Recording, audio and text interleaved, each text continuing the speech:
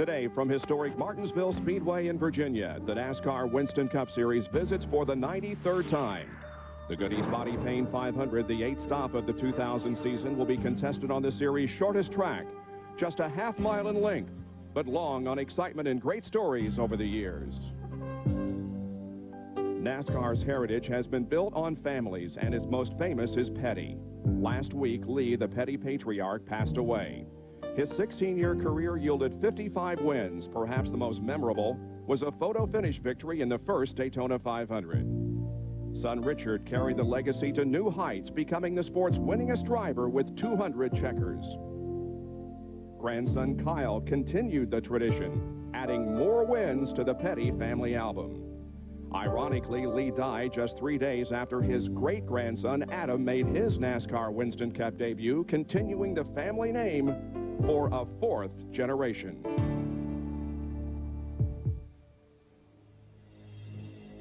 Last Sunday, all eyes focused on the fortunes of another famous NASCAR family.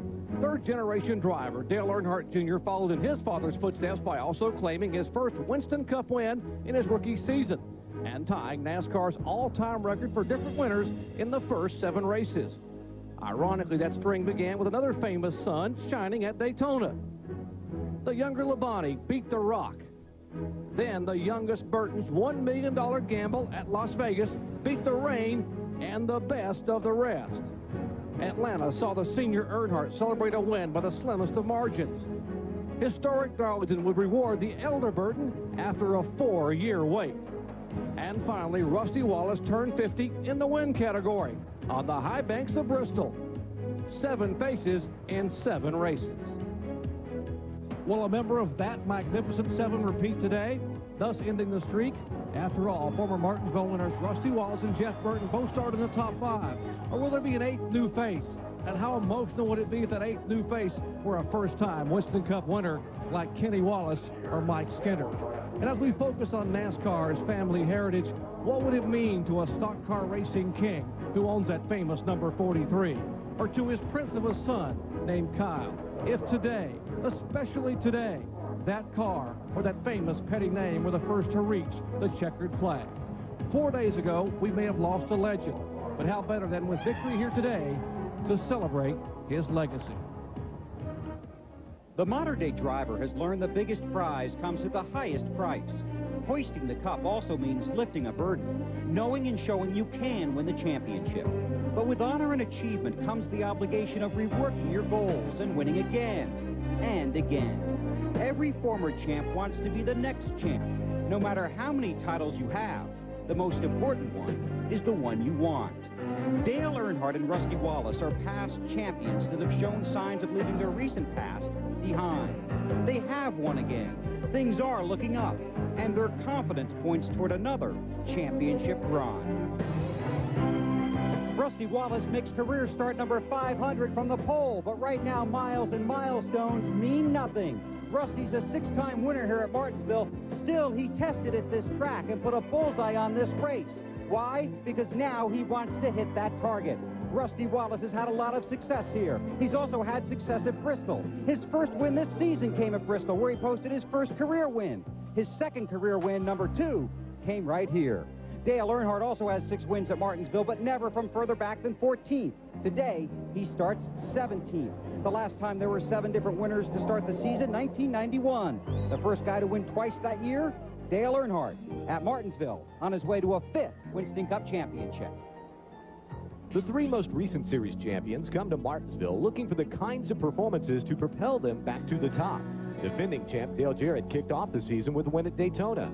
Since then, he's managed just 3 more top 10 finishes in 6 races and sits 8th in the points. Getting back on track here could be difficult. In 27 races, he's finished in the top 10 only 11 times. Terry Labonte has quietly positioned himself 1 spot behind DJ. Like Jarrett, he's never won here at Martinsville, but he has finished second 3 times. And in 43 starts, he's finished in the top 10 25 times. Among this group, Jeff Gordon may have the best shot at picking up maximum points. He's won here 3 times, including last fall's event with a new crew chief. Gordon enters the race mired in a slump of 12 straight events without a top 5 finish, the longest of his career. And after last week's disappointment at Texas, Gordon couldn't wait to get to Martinsville. Gordon starts 11th today with the same chassis that won the race here last fall. Crew chief Robbie Loomis won last year's spring Martinsville race with John Andretti as his driver.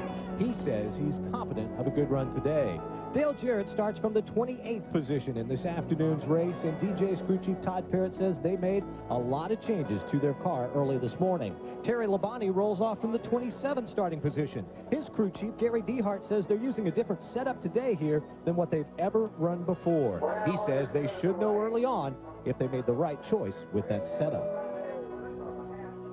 So lots of stories to show you as the afternoon unfolds. It's the second short track race of the year 2000. Much different, though, than the first at Bristol, where the banking was at 36 degrees. Here, a relatively flat 12 degrees of banking in the corners. The NASCAR 2000 season enters its 8th event with Bobby Labonte leading the point standings by 84. Labonte's average finish here is 17. Martin is one of 5 in the top 10 who has won here. Earnhardt and Wallace have 6 wins apiece here. Rudd has won 3 times. So a tight points race and tight quarters here on the racetrack and in the pits. Bob, I think tight is the word. See the damage to Jeff Gordon's car? We'll see that on a lot of cars today. Very difficult track to pass on. It's very narrow out there. You almost have to bump into someone to get around them. We will see a lot of tempers flaring. And pit road at all racetracks is crucial, but I think Martinsville more so than most because it's so tight, so difficult to pass. We see Jeff Gordon and Rusty Wallace last year dodging that tire on pit road. Today, they'll not have to do that. Under the 12 sign, see those 2 tires laying there? Crewmen running out to get those tires. NASCAR instituted a new rule today, and the rest of the season, they've got to move those tires. And if they don't move those tires, there's a penalty at NASCAR's discretion that will be imposed. And Ben, we've seen too many times this year with some injuries, injured race cars as well, with tires left on pit road. A great rule in NASCAR instituted this week.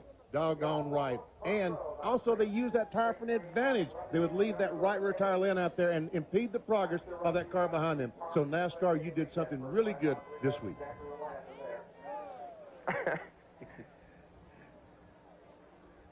So 43 cars and drivers set to go. Give the command to start the engines again. The Grand Marshal for the Goody's Body Paint 500, Mr. Stuart Smith. Gentlemen, start your engines.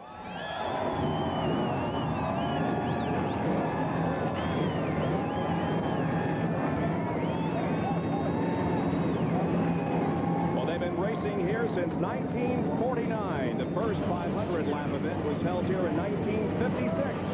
The first race of the new millennium is moments away.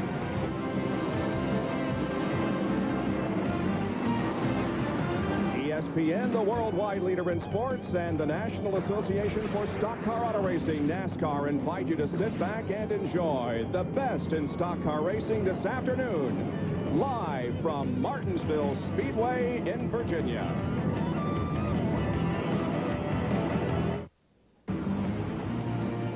ESPN's coverage of the NASCAR Winston Cup Goody's Body Paint 500 being brought to you by Chevy Trucks, the most dependable, longest-lasting trucks on the road. By Brewery Fresh Budweiser, official beer of NASCAR. Hey, race fans, this Bud's for you. And by Conseco. Well, the cars begin to roll off now for some warm-up laps, and they will take 5 warm-up laps because it is very, very chilly here. There is also a wind that is blowing, and so it is quite uncomfortable, but there is bright sunshine, unlike yesterday. Let's take a look at our race analysis. The purse is more than $2.2 million. Under great conditions and no cautions, they'll go 160 to 170 laps before needing fuel, and Rusty Wallace holds the race record. Let's take a look now at our Walmart Tire and Lube Express grid. Rusty Wallace is on the pole in his 500th NASCAR Winston Cup start, and Kenny Wallace is alongside the 1997 Goody's pole winner. Second row, Mike Skinner, 4th place in the 1999 Goody's race, and Brett Bodine, who has 9 top 10s in 23 starts here. Jeff Burton starts in 5th position. He won the race in the fall of '97, and Jerry Nadeau his 4th top 10 start of this year. Ricky Rudd starts in 7th position. His most recent win was here in September of 1998. Sterling Marlin alongside. His best short track finishes are 2 second-place finishes here. And as we take a look at the rest of the starting lineup, they will take some extra laps, BP, to warm these tires and cars up before we go green, but sure is nice to see that bright sunshine after you guys in the NASCAR Craftsman Truck Series race yesterday, and happy hour for that matter, was rained out. Pretty miserable afternoon here at Martinsville yesterday afternoon, and the reason for 5 laps is to get the gear lube warmed up, because that's about 100 weight, 150 weight fluid back there, very thick, and they need some laps to get it thinned out just a little bit. You know, it always amazes me every time we come here to Martinsville how close the qualifying is. You see, all the way down here through row 13, they were at 94 miles an hour. Everybody in that same bracket. Just about 3/10 of a second separates the field.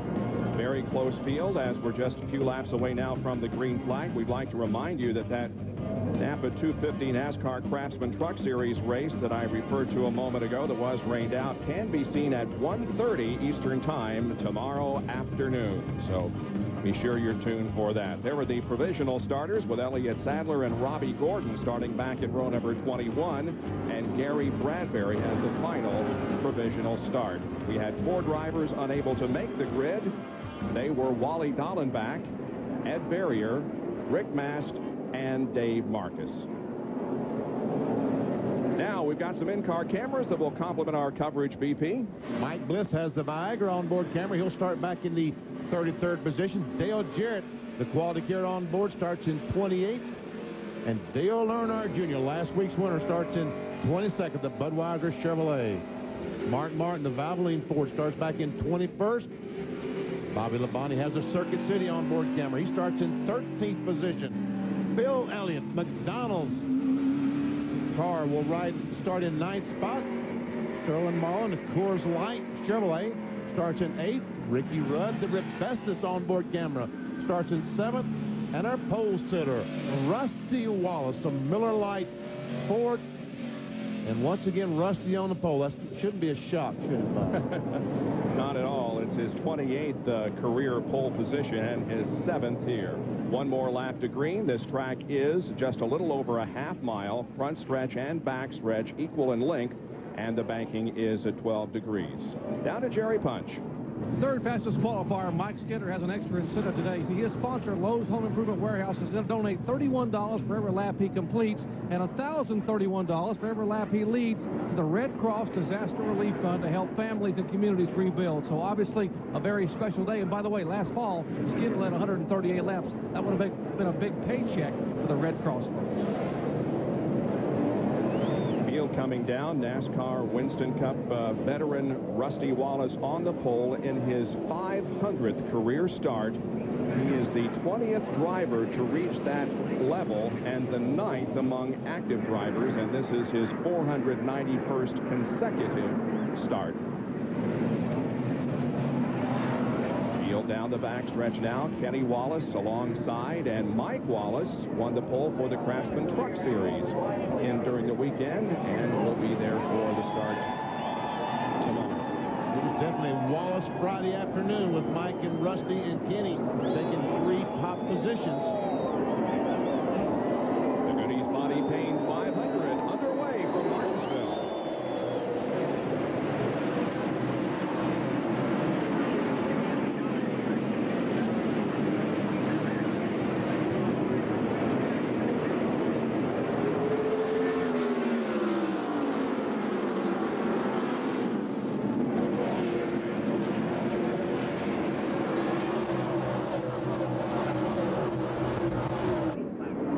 Is going to lead lap number 1. That's a 4th race in the year 2000 that he has led in the 182nd lap.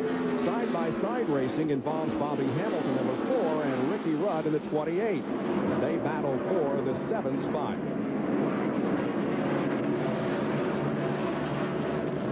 And up front, we have a battle for second as Mike Skinner tries to take it away from Kenny Wallace. They're wheel to wheel through the corner and down the backstretch. Kenny Wallace used that outside line to retain. Look at him slide that brake. Oh, my goodness gracious. It looked like the left front brake just locked up on the 55 car. Can you believe Kenny Wallace's luck? He has had more than his share of the bad luck. And you see the wrinkles in that left front tire. Well, that's just because here at Martinsville, they just don't run a lot of air pressure. And Bill Weber, what do they say on the radio? Kenny Wallace very upset, telling his crew the throttle struck, the throttle stuck. I had nowhere to go but right into the wall. Take a look at it once again at the end of the backstretch. Well, Kenny Wallace had used that outside line to move into second spot. We see him here. He goes in the corner, backs off, and you can see he just goes straight. He's got the brakes locked up. He's sliding all four wheels, and the car continues straight ahead. Take a look from another angle as it goes into the turn. Wham, right into the wall. You know, thank goodness he was on the outside when that happened. That gave him a little bit less time for that car to turn straighter into the wall.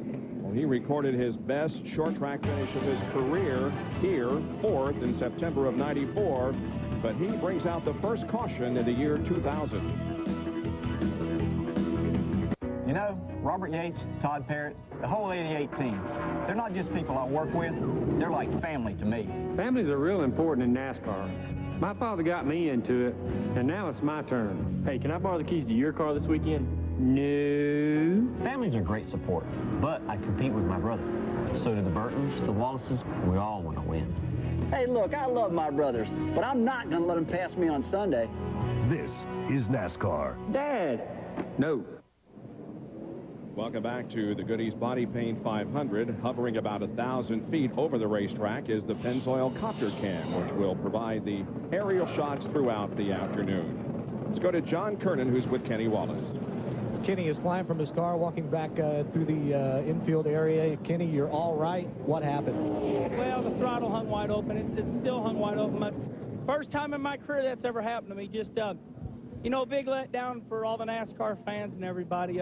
Everything was going right to plan, and just I've never had it happen before. Let off the gas and it wouldn't quit. First I thought it was the brakes, and then when I wrecked, I realized I started it up and it was wide open. So looked underneath the hood there, and it's just stuck wide open. So have to figure out why.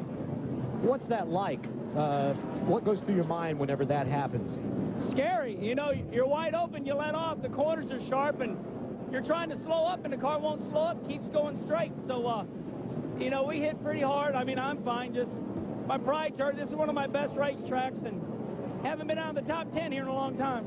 Kenny Wallace out of it today. Best of luck next week, Bob. Let's take a look at some more replays to show you exactly what happened as Wallace and Skinner were almost side by side. And there's Kenny Wallace, 55 car going down. He, as he said, slams on the brakes. A couple things can happen. Number one, the rod that works the accelerator on the carburetor, works the side on the carburetor, can get jammed under the air cleaner, or something in the carburetor can break and fall down in that carburetor and hold the throttle wide open. And Benny, I mentioned the fact that he was fortunate maybe to be on the outside, maybe didn't hit the wall as straight in as he could have, but I'm sure that Mike Skinner is glad that he was on the inside going into that turn. If he'd have been on the outside of Kenny Wallace, he could have been taken with him. Kenny said that it's been a long time since he finished outside the top 10. He has 5 top 10 finishes in the last 7 races here. Tough break. But how about Rusty, who leads this race as we are under caution and 9 laps to go? His 500th career Winston Cup start and his 491st consecutive. All right, getting ready to go back to racing. Pace car is off, and the green is out.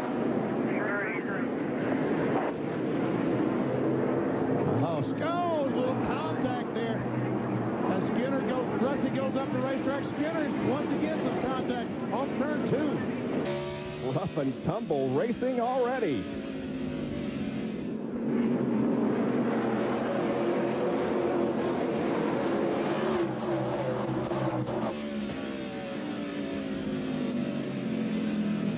See a little damage there at the headlight area on the right front of Mike Skinner's car. Ooh. And you've got to be really careful about banging up the front end of these cars, because all the air goes in the front of the car and cools the brakes. That is Brett Bodine running third in the number 11 car. His best start since New Hampshire in September of 1997 when he started third. He began from 4th starting position here this afternoon. He's another driver that it's good to see up front because Brett has had a tough year so far as well. It's good to see him qualify up front. He didn't stay up there today. Take a look at that incident as the green flag came out, and Skinner and Wallace headed into one. Yes, and we see the contact there. We see the damage on the left rear of Rusty's car. And there, once again, a little contact off turn 2. I'm sure Rusty was a little bit tentative going into that first corner down there till he got the tires warmed up and everything. But Mike Skinner went on in there pretty good, and as a result, the contact. Now Rusty has lengthened his advantage on second place by just a little over a second, and we have a spin out of turn number 4. This is car number 60, and he's trying to get back to the start-finish line before Rusty Wallace does. I'm not sure that he did. That's Rich Bickle this week in the 60 car. Power Team Chevy under the direction of Bickle, but he brings out the second caution, spinning off corner number 4. Back in a moment. Okay, ma'am. You claim Jeff Burton led you to believe the Exide Select battery was only for race cars? That's right, Your Honor. And Mr. Burton? Not guilty, Your Honor. All I said was the Exide 99 team needs a tough, reliable battery out on the track. Hey, I need a reliable battery, too. But, Your Honor, That's enough. The Exide Select battery. It's not just for race cars. Award for the plaintiff. 18 laps completed here at Martinsville. We're under our second caution of the afternoon. This one brought out when Rich Bickle spun coming off of corner number 4. And I see that he did not beat Rusty Wallace back to the line because just to the left of there you see the 60 car on the inside. Rusty becomes the second repeat Bud pole winner in the year 2000. Dale Jarrett has won poles at Daytona and Atlanta, and Rudd, Gordon, Park, and Labonte are also qualified for the 2001 Bud Shootout at Daytona International Speedway next February. All right, let's take a look at some replays here of the most recent incident. 2 cars coming off turn 4, and there we see the 60 car, and no. He and Johnny Benson were close together. Look out through Dale Jarrett's windshield is right in front of him. It was hard to tell if there was initial contact or not. Looks like Bickle may have hit, or at least come very close to hitting that curve down in the 3rd turn. Well, to add to his problems, he did not beat Rusty back to the line. He made a pit stop on the first lap when the pits were open. Now he has to go to the end of the longest line, so he's has no chance right now of getting that lap back.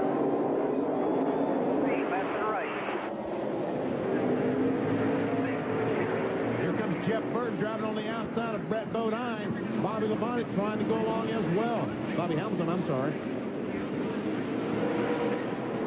Burton able to take over 3rd from Brett. Now here's Hamilton trying to take over 4th.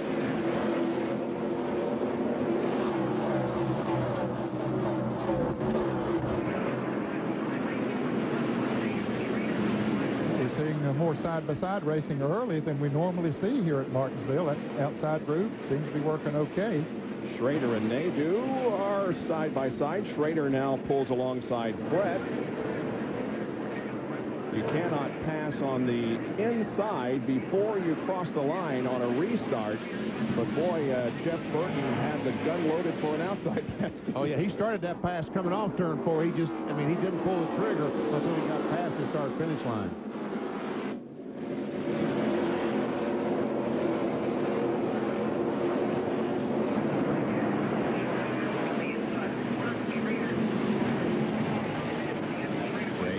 Bodine continuing to run wheel to wheel, bumping coming off turn 2.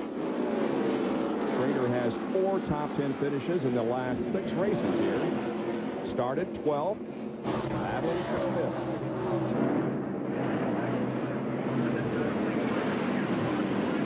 And Sterling Marlin now is working the outside lane around Ricky Rudd, and more contact.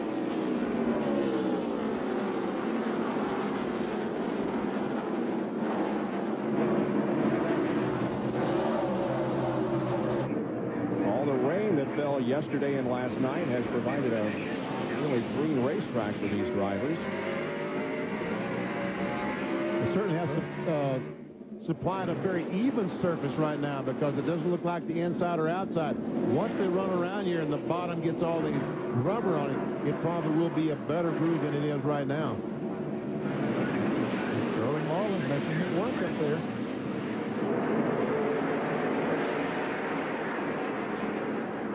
Marlin moves up to 7th.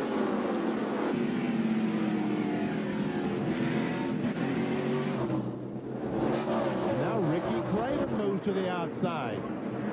The red number 50 is Craven. He's going to try that outside, but now Nadeau's going to go back on the inside of Sterling Marlin. On board with Bill Elliott, running back in 11th.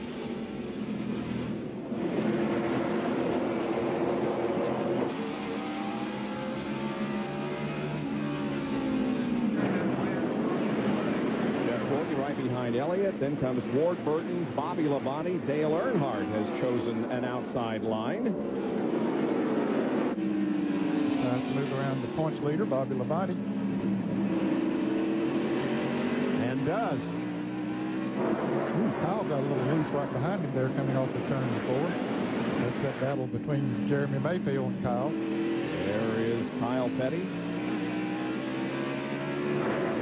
Jeremy Mayfield is one of the fastest cars on the racetrack. He's there alongside Kyle in the contest for the 16th spot.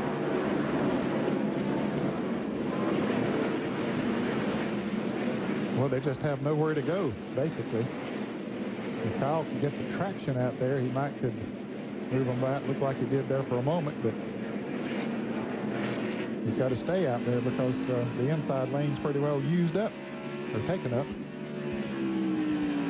As we watch this great battle going on between Kyle Petty and Jeremy Mayfield, Bobby Hamilton has moved into the 3rd position. And Rusty Wallace has lengthened his lead over Mike Skinner to 1 1/3 seconds.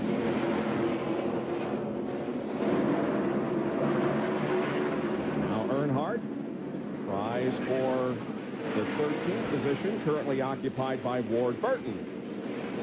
One of the 7 different winners in 7 races that we've had to start the 2000 season, going for a record 8th here today. You get up on that outside, you start up there, and you just hope that the driver you're trying to pass, that his spotter tells him, hey, he's looking on the outside, and it gives you room when you start off the corner. And Jeremy Mayfield gets that position from Kyle Petty. Interesting comments from Dale Earnhardt in NASCAR Today, saying that he feels that everybody has to work on the same page, from crew chief, driver, everybody on the team, and he feels that everybody is on the same page now, and that has resulted in his great early performance here in the year 2000.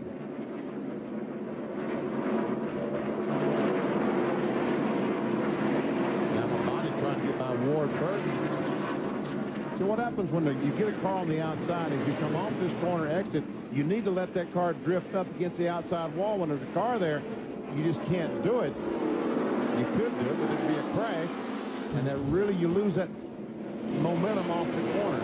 Takes away the line that you need to really accelerate fully off of the corner.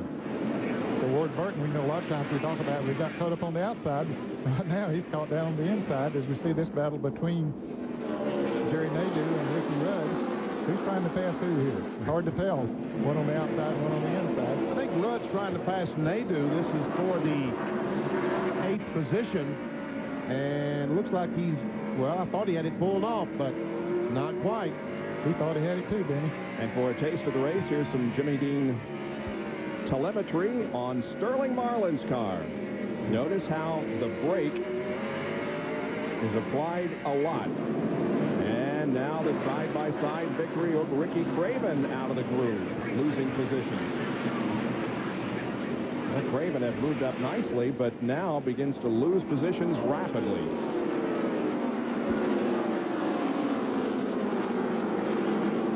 As Burton and Labonte continue their side-by-side battle. That could be a brake problem already on Ricky Craven's car. Could be a lost cylinder, run on 7 cylinders, or it could be the fact that he could feel those brakes going down and decide he needs to back off. Now Burton loses 2 positions to Bobby Labonte and to Jeremy Mayfield. There's the leader, Rusty Wallace, now with about a 3/4 second advantage on Mike Skinner. Bobby Hamilton's running 3rd, Jeff Burton 4th, Ken Schrader in the 5th position. Back with more in a moment. Welcome back to Martinsville, where Rusty Wallace continues to lead the Goody's Body Paint 500, but by just a car length or so over Mike Skinner by leading 30 laps today, and Rusty has now led 48.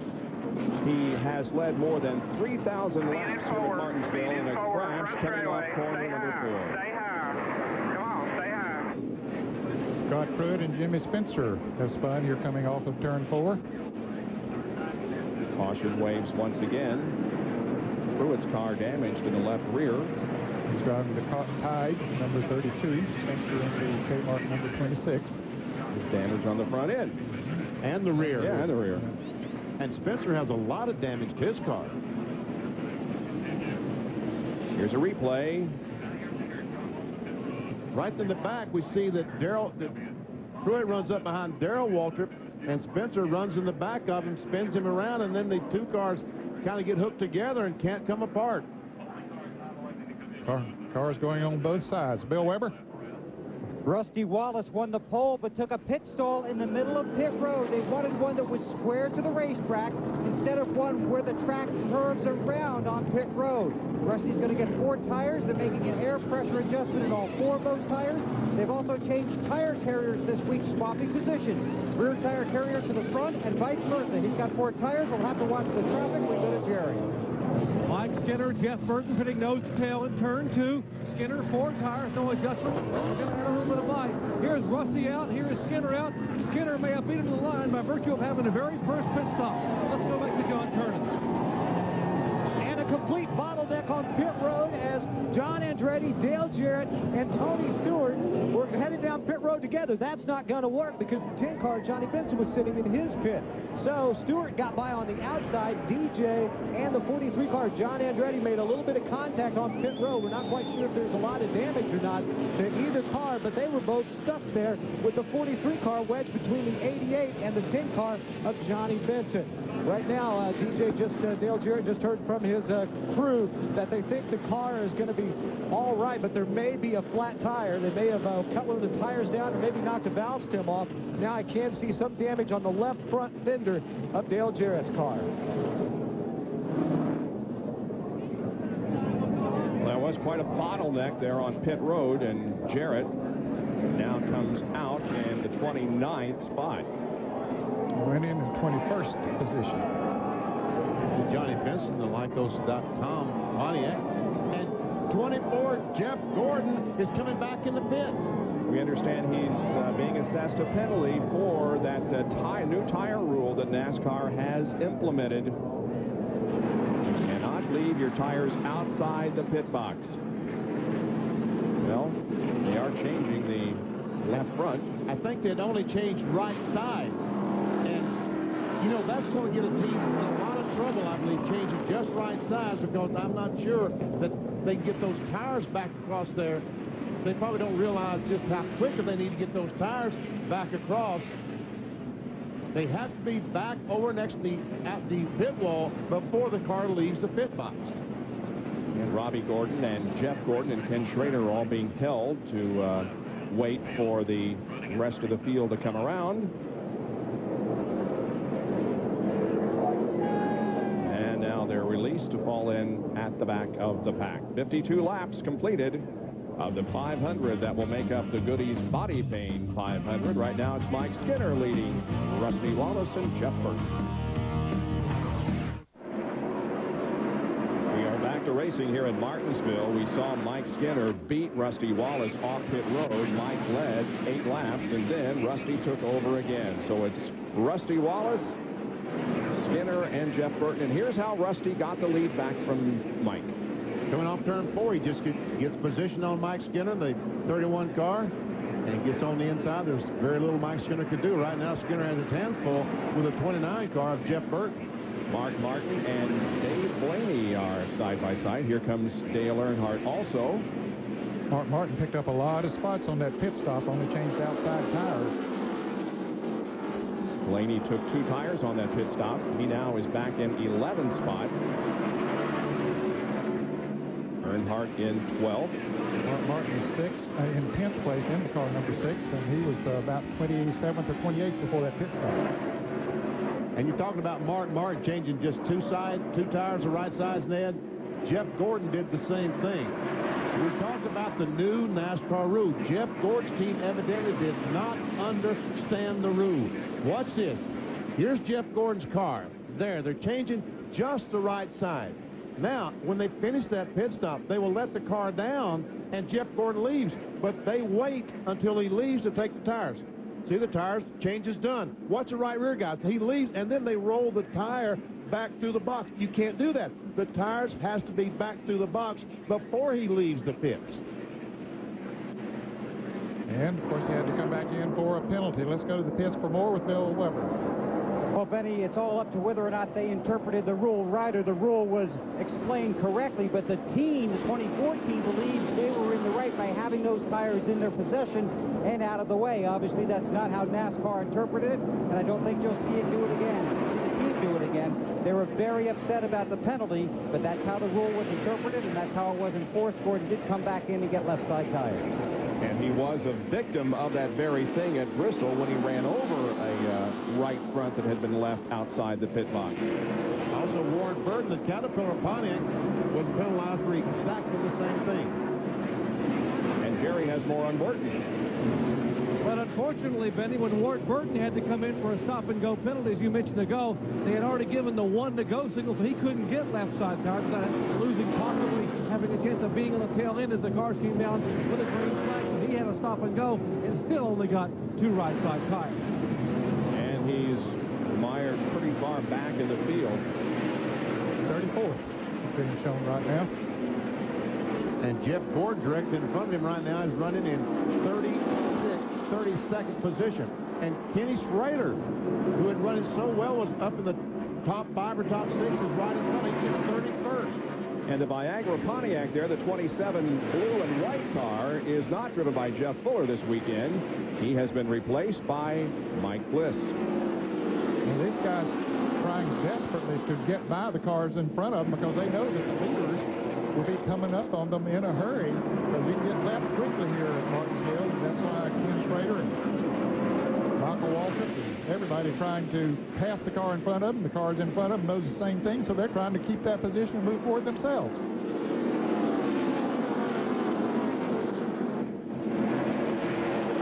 And Kenny Schrader just moved over and said, look, Jeff, I can't get in front of the 27 car, the car we're right along with. Mike Bliss, why don't I let you in front and see if you can get on the inside of it, and maybe that will open things up for me. Who was that car that went by? Michael Waltrip? Uh-huh. Yep. Waltrip up there on the high side. So we have another spin up in turn 1, and Dave Blaney just tore the right front off his car. Yeah, the tire's running away from him. And there goes the tire. It's like the tire came off like it wasn't tight. Mm-hmm. Very possible. Right in front of Rusty Wallace. He don't know which way to go. He lets the tire go down, and then he goes on the outside. Rusty was watching that thing all the way once he saw it for the first time. And the 60 car, Rich Bickle, had stayed in front of Rusty Wallace this entire time. He will get that lap back. Safety crew quickly to the Dave Blaney car. Huh.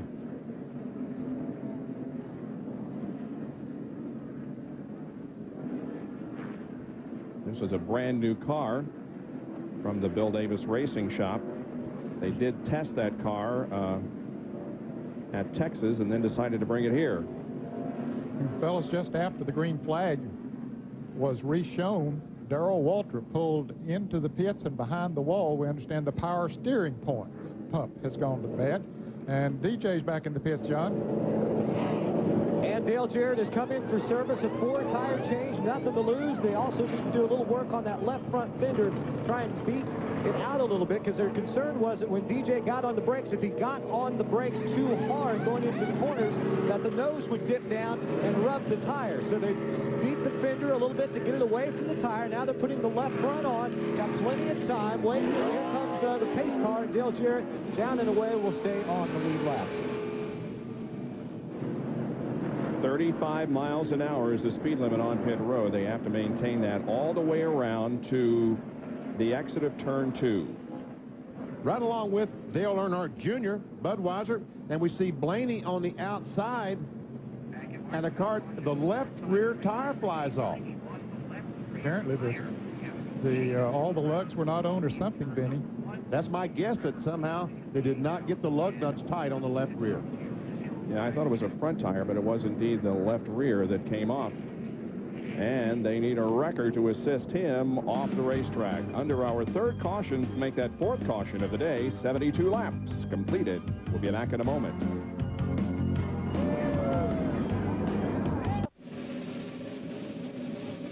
Yellow still out here at Martinsville Speedway in Virginia. Dave Blaney crashing down in turn number 1. Terry Labonte on pit road for some work on the right rear. Yeah, and he was just in a few laps ago, Bob, so he has come back in to do some work there. And it was a good time to do it because he was back near the tail end of the field anyway. Well, this tire rule has created controversy already, Jerry. I'm with Tommy Baldwin, crew chief for Ward Burton, who was assessed a stop-and-go penalty on that first caution flag. Tommy, was there a misinterpretation as to what the rule was going to be on the right-side tires, or how was it explained to you? And he never said anything about right-side tires, about bringing a tire back, but, you know, the right front tire carrier did his job. He had a tire in hand bringing it back, but they said it has to be from the inner side of the box, but they never talked about 2-tire stop, only 4-tire stop, and the main thing's been the rear tire. Never talked about the front, so the guy had it in his hand bringing it back, and it's not a good rule. They didn't make it a very clear rule, and I don't think it's right. So you guys were assessed the penalty for the front tire, not the rear tire. And for the front tire, but the tire carrier had it one hand in there, and it's not a good call on NASCAR's part. All right, Tommy Baldwin not happy down here in the Caterpillar pit. Let's check in with Bill Weber.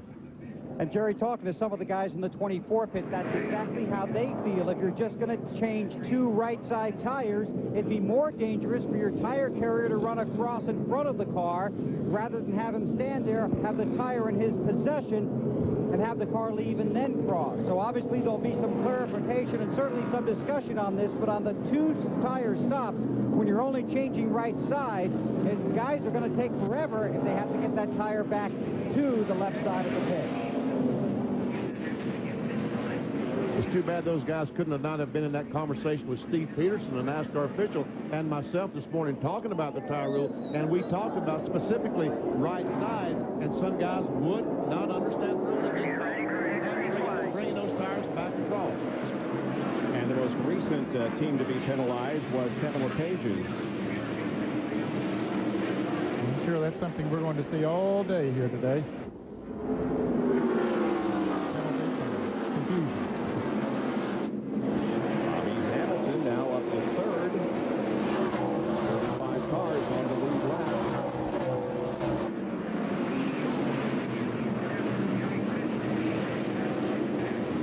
Down on the inside, number 13 is Robbie Gordon. He is 1 lap down. And also this Duracell Ford is a backup car. Robbie crashed during qualifying, I should say, yesterday. Had to go to a backup car. Earnhardt and Rudd are wheel to wheel for the 9th spot.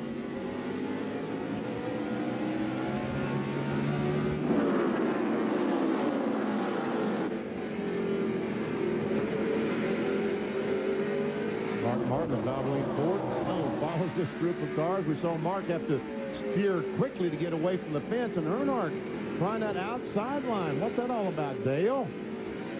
Well, I guess he passed Rudd out there, so he thought, well, let me see how it'll work when I'm by myself. But he's not by himself any longer because he ran right up on the Jerry Navy car.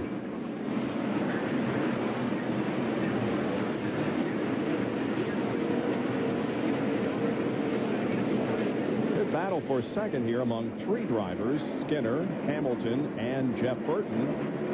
Rusty has taken off once again and is about a 1.25 seconds ahead of this race for the runner-up spot. And Jeremy Mayfield is right there also.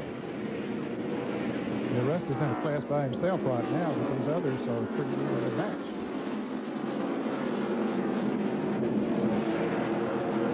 Sterling Marlin then on the inside of Bobby Labonte. Now, the last time we looked at Sterling, he was passing cars on the outside. Changed his tune a little bit here now, hasn't he? Decided to try to do it on the inside. He must have a pretty good race car to do either.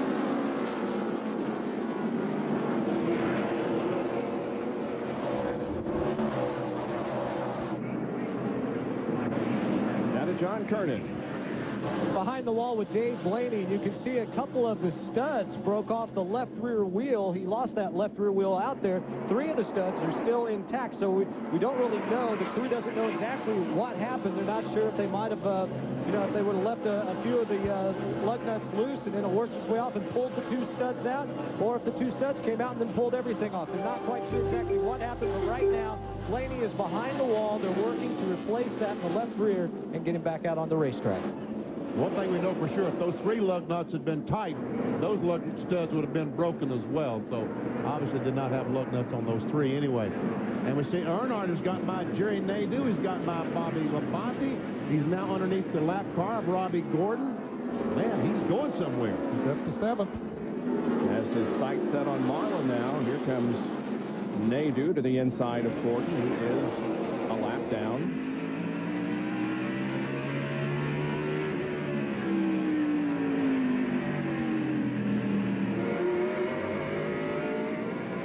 Right on board with Sterling Marlin, the Coors Chevrolet, as he looks back at Dale Earnhardt. That's something you don't want to see. Is that black hood closing up that rapidly? Scott Pruitt is also a lap car. In fact, he is 2 laps down, running back in 40th position. Taste of the race, Jimmy Dean telemetry. Down to about, what, 61 miles an hour. And up to almost 120. And we see when Sterling Marlin gets in the corner right there, you got to see how rapidly he takes that foot off the brake. He just is telling himself every time, take the foot off the brake, put it on the floorboard. Now, Ricky Rudd, the Haviland 28. We have a brake cam, a Rebestos brake cam, and watch when he goes down the corner, hits the brakes, and that rotor. But it's not as bad as it's going to be. Once he gets into stiff competition trying to race with someone for position later on, that rotor will be even redder than it is right now.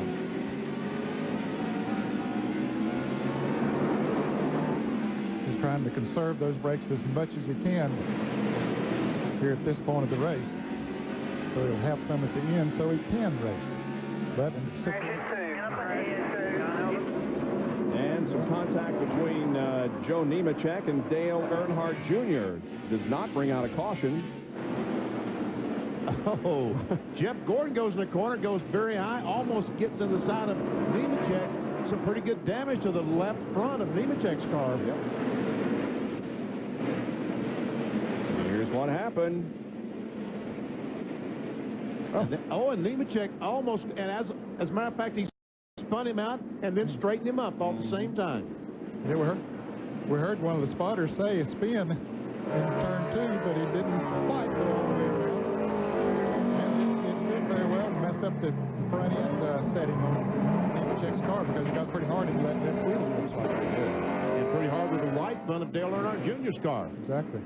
Now we see the top 2 rookie candidates for the Rebestos Rookie of the Year honors running together. Matt Kenseth is up there in the DeWalt car, and we're on board with Dale Earnhardt Jr. Little E has a 5-point lead on Kenseth in that points battle. Compton, Blaney, and Fuller, along with Scott Pruitt, Ed Barrier, and Mike Bliss, are also candidates for that prestigious honor. Dale Earnhardt Jr. got 10 extra points for that win at Texas last week.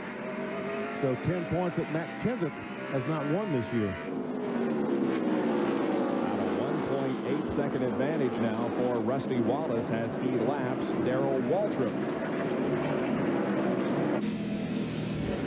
Waltrip has been behind the wall and is now 20 laps down. Rusty leads Skinner, Hamilton, Burton, and Mayfield.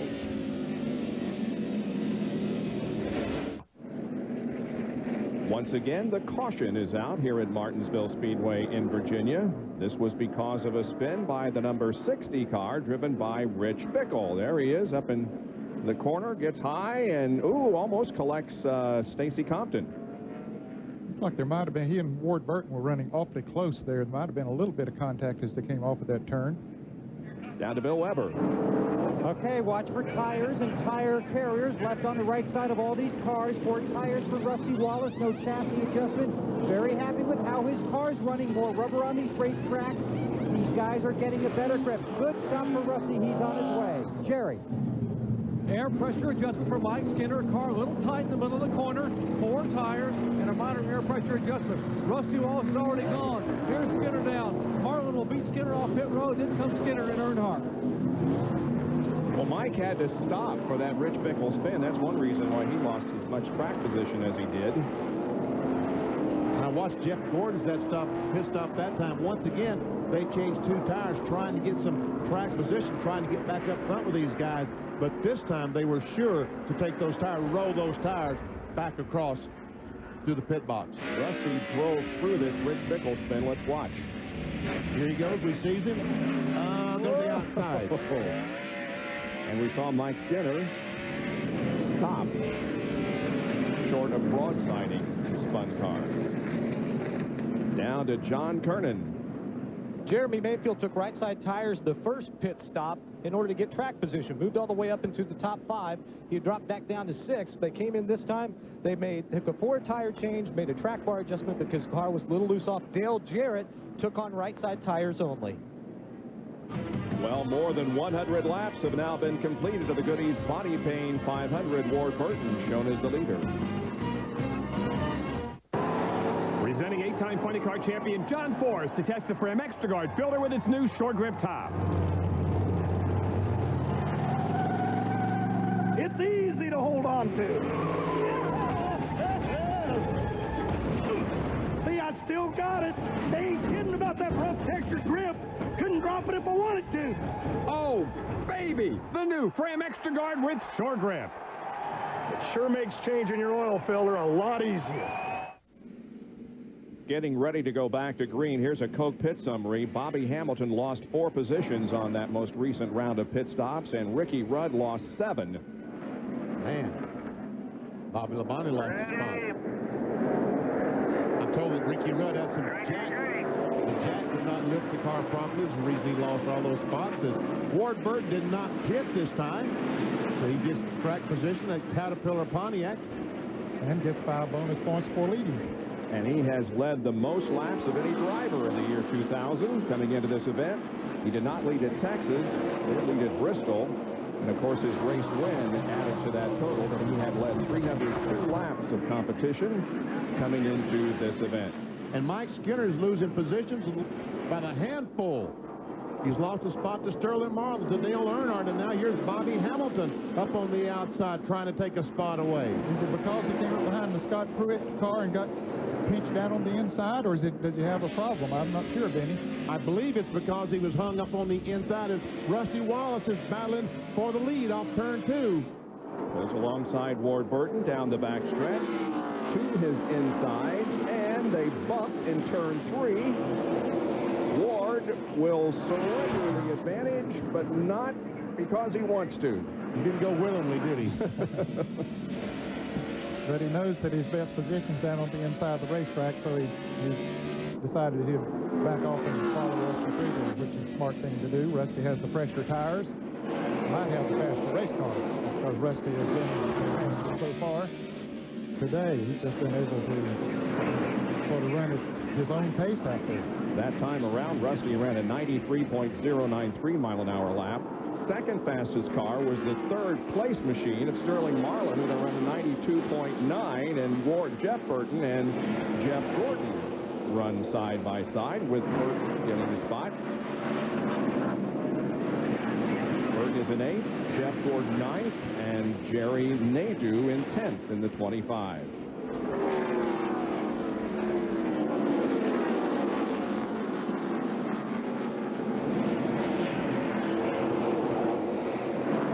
Skinner is still trying to get by the lap car of Scott Pruitt.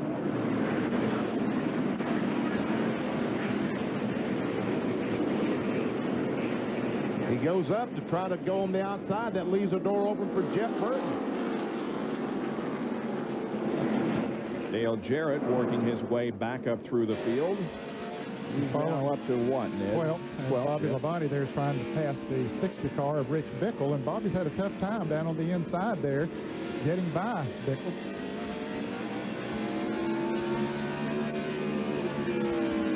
As John Kernan reported, DJ only took on right side tires on that last pit stop. He was running back 24th, and so that got him picked up a lot of spots. Napa Field Summary is showing you who's the best among the manufacturers. We have 5 Chevys in the top 10, 4 Fords and 1 Pontiac. Pontiac in second spot now. And where the rookies are running, Dale Earnhardt Jr. running back in the 22nd spot. Dave Blaney's car is behind the wall after that crash up in turn 1. Sterling Marlin takes over second place from Ward Burton. Sterling's got a good car. He does have. He's had some good runs here at Martinsville. He hasn't won, but he's had at least a couple of second place finishes. You are right. Most recently in April of '92. Wow, has it been that long? Yep. I think I mentioned earlier that his best career short track finish was one of those second place finishes. Finished 13th here a year ago in this race and finished 11th in the fall race. We're going to get him. Keith Simmons says, we're going to get him. That's a spotter for Sterling Marlin, also the chief engine builder for Sapco. Felix Abada's racing operation. Sterling started 8th here this afternoon, his best start since Talladega last October. Dale Earnhardt, he has moved into the 4th position after qualifying back in 17th.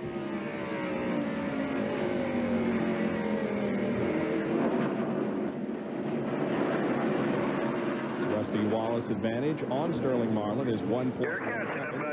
It took about 300ths of a second that last lap, so he is catching it. He's right. 35.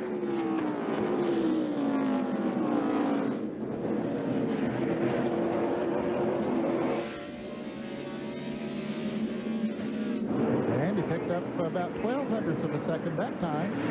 So he is definitely gaining. We talked about NASCAR families during our open of the show and mentioned, of course, the death of Lee Petty. The Marlin family apparently ready to carry on some racing tradition because Stedman finished 30th at Nashville yesterday in the Busch race.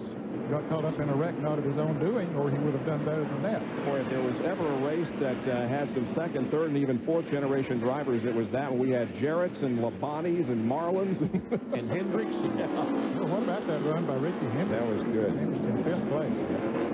All right, Jeremy Mayfield now taking over the 5th position from Bobby Hamilton. And Mike Skinner still has not passed Scott Pruitt. Scott Pruitt doesn't have a bad race car here today.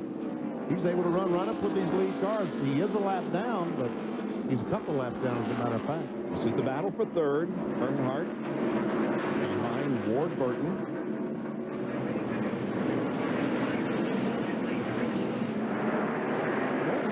Pretty good with those tires. He has a good number of laps on his tires, more than those who stopped, but he's hanging right in there. But you can see that he's not quite as good as those that have the newer tires. Kmart Ford and Jimmy Spencer in front of these two cars. He is 2 laps down to the field, running 38th. Pennzoil Copter Cam has this overhead shot of both Ward and Earnhardt going to the inside of Jimmy. Dave Blaney has his car repaired and headed back out onto the track. There he is down 5th. 58 laps down to repair that left wheel.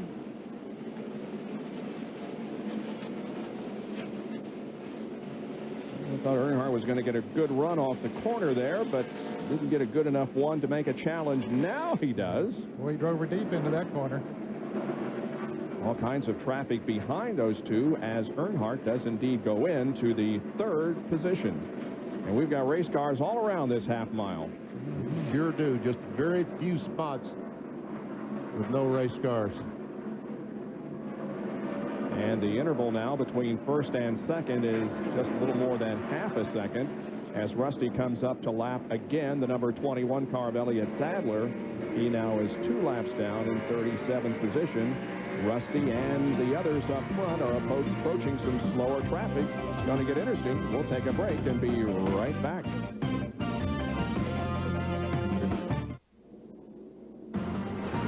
Welcome back to ESPN's live coverage of the Goody's Body Paint 500 here at Martinsville. There's more racing from here tomorrow. The postponed NASCAR Craftsman Truck Series Napa 250 can be seen on ESPN tomorrow afternoon at 1:30. Benny Parsons will be right back here tomorrow along with the other members of the team, and Dale Earnhardt Jr. is on pit road. They're working on the left side because the battery has apparently gone dead on Dale Jr.'s car. So now somebody waiting for the right wrench to get the casing off. They need a ratchet to get it off. But Dale Jr. just a tough break, losing battery power. Ben out of turn 4 brings out another caution. Everybody keeps going, though. And about the time that Earnhardt Jr. goes in for a battery change, his closest competitor in the rookie point, the bestest rookie points, Matt Kenseth, was involved in the spin that just happened.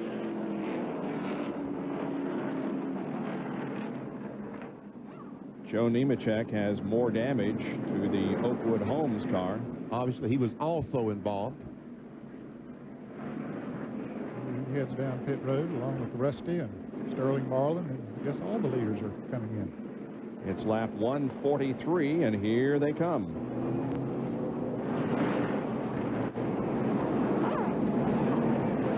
Mayfield hits his pit stall. Let's go to John Kernan. Jeremy Mayfield's car just a tick loose, so they're going to make a track car adjustment, is what they anticipate, as they'll come over and do it with a catch can, man. 4 tires to Bill Weber. It's just 4 tires for Rusty Wallace. No chassis adjustment, no air pressure change. His car is that good. Left front is on, and Rusty's on his way. Mike Skinner, 4 tires. They raise the track bar 1 round. The car a little bit loose as the car is now going by. Skinner's low Chevrolet still sitting at the very end of pit road, getting left side tires on a little bit with the left front, and now Skinner is down and away. Again, Mike loses quite a bit of track position. Let's take a look at, again, what happened off of corner number 4. There's the spin. Kenseth goes around, and I guess that the Nemechek car is going to run into the left rear. Rather, we see the contact right there in the smoke between the 33 and the 17. We really couldn't see it. All we could see was the 17 car jump up, and we'll see it here. We'll probably be able to see it a little bit better. As Nemechek right there just runs. We still can't see it. It's so smoky. There he runs in the back of the 17. Now from Sterling Marlin's viewpoint. This happened right in front of the leaders. And we hear the brakes squeal. Just like clear low. Just like you do on your car. Looks like Kenny Irwin also involved in that. Well, watch Rusty. He chooses the right path down on the low side. Sure did. Yeah, you're right. Kenny was involved in that. I think he ran the back of 41 of, and we see must have broken the radiator, because I think he ran the back of the 41 car of Gary Bradbury. There's a damage sustained by the DeWalt Chevy, driven by Matt Kenseth. And so, under caution once again, Bobby Labonte now has the lead over Wallace, Marlin, Martin, and Elliott. We'll be right back.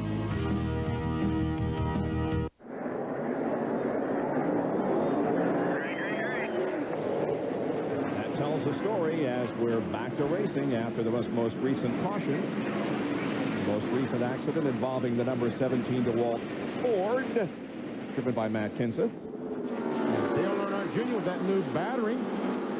Shoots out in front of the leader, Bobby Labonte, trying to get one of his laps back. He's 3 down.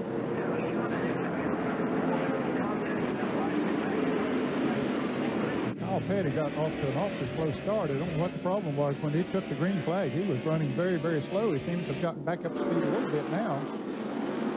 Now Rusty, sorry Bob, Rusty Wallace, we had the same thought. Rusty Wallace goes for the lead and takes it. Well, Bobby Labonte leads 6 laps. Make that 7 laps. Dale Earnhardt back in the 7th spot. Got held up a bit on pit road. Right on board with Ricky Rudd. This is the Rebestus onboard cameras. He looks back at Dale Earnhardt and Ward Burton. Dale Earnhardt, we see him. There he is. And he starts to leave. All these cars going by. And there's a tire. But the 77 car of Robert Presley hadn't left the pit, so the rule doesn't take effect until the car leaves the pit. Darrell Waltrip has been behind the wall. He's back in competition, and we, I believe, have failed to mention that Kenny Wallace, who brought out our first caution, is also back in the race, but 140 laps down. And now only the 42 of Kenny Irwin is behind the wall. Everybody else is running. Ward Burton trying to get by Earnhardt. I think that's Ward trying to pass Dale, isn't it? Yeah, either Dale trying to pass him. Dale trying to move up on the outside. Whichever it was, Ward Burton got the position. We'd be correct, however, we said that, but nevertheless. Oh, Ward coming up on Rudd. My guess is that Ricky Rudd probably changed 2 tires to get some track position. He and Bill Elliott, and maybe even Martin Martin. Bobby Labonte, I think, only changed 2 tires and got him to lead. And several of those cars did just change 2 tires. Bill Weber? Well, you know, there was no happy hour here on Saturday because of the rain, and then it continued to rain all afternoon, so that washed all the rubber off the track. As we talked about earlier, a lot of guys were fighting to find some grip on this racetrack in the early laps. Well, now that all the rubber's gotten put down in the groove, spin on turn 4. Kyle Petty is just spun. Go ahead, Bill. And now the caution's going to come out. We'll update you on Earnhardt later, but he says the track's coming to him. Watch 44 here, watch 44. And Kyle could not get straightened around and across the line before the leader did, so Petty will go a lap down. And Dale Earnhardt Jr. just gets passed by Rusty Wallace, and then the caution comes out, so he does not get one of his laps back. And he is 3 laps down, or maybe 4 laps down, I guess. He lost that time in the pits changing the battery. Now Rusty trying to figure out, do I make a pit stop? No, I think I'll stay on the racetrack. After all, we just pitted. And most all the other leaders will stay out there. It's just so hard to give up this track position and try to fight your way back through it. What happened to Kyle? Let's see if we can find out.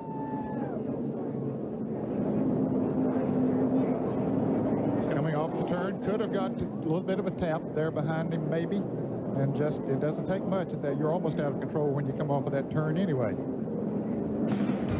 So Kyle Petty goes a lap down, while Rusty Wallace, Bobby Labonte, Sterling Marlin, Mark Martin, and Bill Elliott are now the top 5.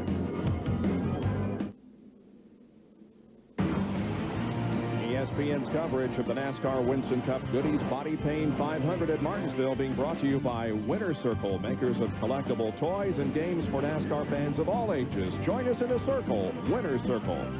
By GM Goodwrench Service. Plus, for a dealer near you, visit gmgoodwrench.com. And by Valvoline. You can always tell the guys who use Valvoline. Despite the bitterly cold weather here at Martinsville today, stands nearly full, and the fans enjoying this race. The 17 car of Matt Kenseth apparently has lost its transponder, which is used, of course, to score the car. He's back on pit road. Official, that's what the official's holding in his left hand, and he's telling the other NASCAR officials that, hey, I've got the 17th transponder. But it's located back in the right rear section. It's like he's observing a penalty. He's a penalty of some type. But the transponder is located right under the D of DeWalt where he had all that contact. And we see the 41 car of Gary Bradbury being held on the racetrack to observe some penalty. I'm not sure exactly what.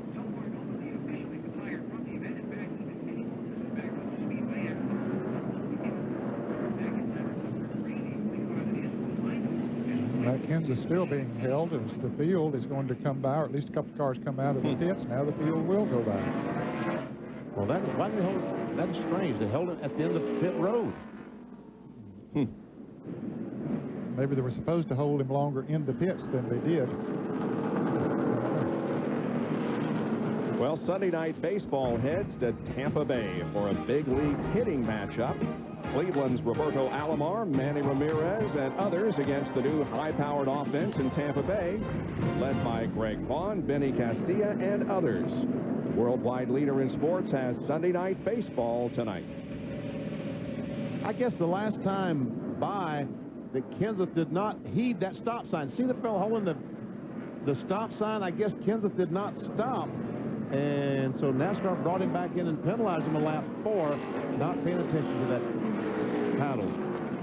We're observing our 7th caution of the afternoon. 163 of 500 laps complete. Welcome back to Martinsville, where we're again about ready to go back to green. I'd like to remind you that Reese Davis tonight at 7 o'clock will have the report on RPM tonight. A recap of this race, the Formula One Grand Prix of San Marino. Now the Kart FedEx Championship Series event at Nazareth has been snowed out, but we'll get a report there anyway.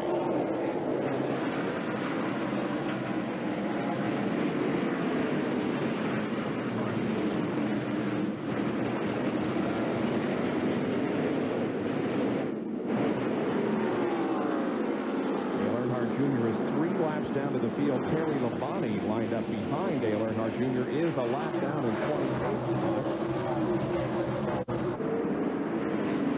And Ned and I were talking during the break. We don't know exactly how Terry Labonte lost that lap. Well, he lost it in the pits. I didn't see him get back on the racetrack. His car got a little bit pushy there for a moment and slid up the track. It was okay now.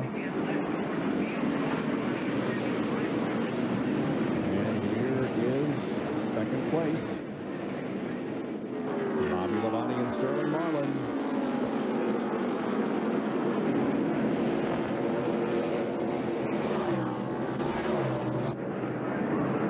Well, it looks like he gets him a run. He does. All 4. Gets on the inside of Labonte. Takes that position away. Clear all around. Nice rhythm now. Nice rhythm. And now Mark Martin closes in on Bobby Labonte. Mark Martin began this race, as we see in a Super 8 report, started 21st, then moved to 11th, dropped back to 13th, and now finds himself in 4th, going for 3rd.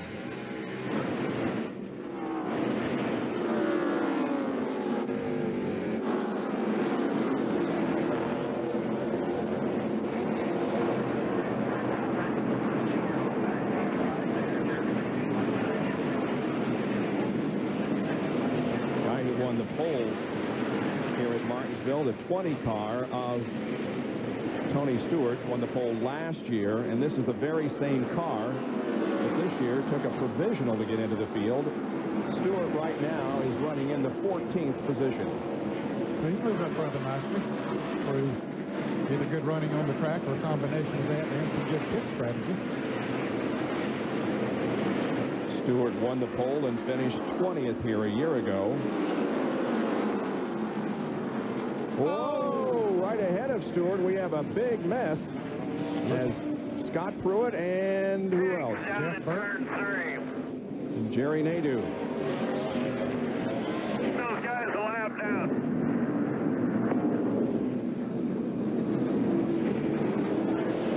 Scott Pruitt's tied 4th, remains at the top of the track. And Scott Pruitt told me this morning this is his first short track ever in his life. Yep. Well, today. He's seeing what it's all about. Oh, yeah. He's getting real experience out there today. He's done a good job. He's been in a few scrapes here. But he, of course, did not qualify for the Bristol race, the first short track race of the 2000 Winston Cup season, and so this is indeed his first in Winston Cup, or in any form of racing for that matter. Let's see if we can figure out what happened here. Well, he gets hit from behind by Mike Skinner, basically right in front of Jeff Burton and Jerry Nadeau. Yeah, they had nowhere to go. Okay, we'll watch it again here. Kyle Petty's also lucky to get through this. Oh, man. You fit 4 cars there where 2 ought to go. I don't know how they did that. But boy, look at the track position that cost Jerry Nadeau and Jeff Burton. Yep. Now they're coming into the pits, and I don't blame them, because they were at the back of the pack anyway. After having to back up here while all those other cars were going forward. On the onboard camera of Dale Jarrett. He gets through okay.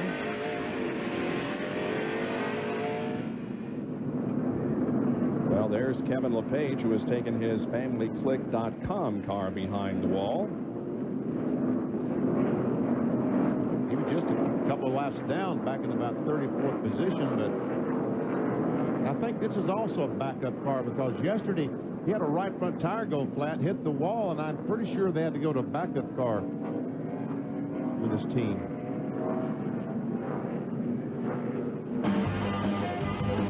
Well, the most recent caution was caused by this incident up in turn number 4 involving 3 cars. Back with more from Martinsville after this. Less than a lap completed under green as Rusty Wallace leads Sterling Marlin down for the completion of lap number 181. And Rich Bickle at Power Team Chevrolet on the bottom of the racetrack. He's 1 lap down. He's trying to get it back. Can't quite do it. He squeezes in between Sterling Marlin and Rusty Wallace. He's already gotten 1 lap back today. It doesn't look like he's going to be able to handle the rest of history. Well, the 99 car was penalized. Jerry, what was that all about? Well, Frank Stoddard was just grabbing me a moment ago. They're trying to decide why they were held a lap. They came on pit road, put a rubber in the rear, and were leaving, and they were told by NASCAR they did not beat the pace car back onto the racetrack. They did not beat the paddle man. They brought them back in, and NASCAR held them a lap. Now, they are protesting pretty significantly, they and the driver in the race car, but right now, it has done no good. They're a lap down. In 33rd position, and Kyle Petty slams against the wall. And pretty hard contact with that outside retaining wall, too. Into the back straightaway. Caution is out. And once again, we are slowed by caution. The 9th one, and we're not even close to halfway. Well, Bob, I made the statement during our last break that cautions breed cautions, and boy, we've seen it here today. The cars are, once they're bunched up, they run so close together. Bickle is going to get his lap back, it would appear. Well, he was in front of him that time around. Don't know when Rusty got the caution, but if that was the first time Rusty got the caution, he indeed did get his lap back. The badly damaged Hot Wheels Pontiac of Kyle Petty limps to pit road after this.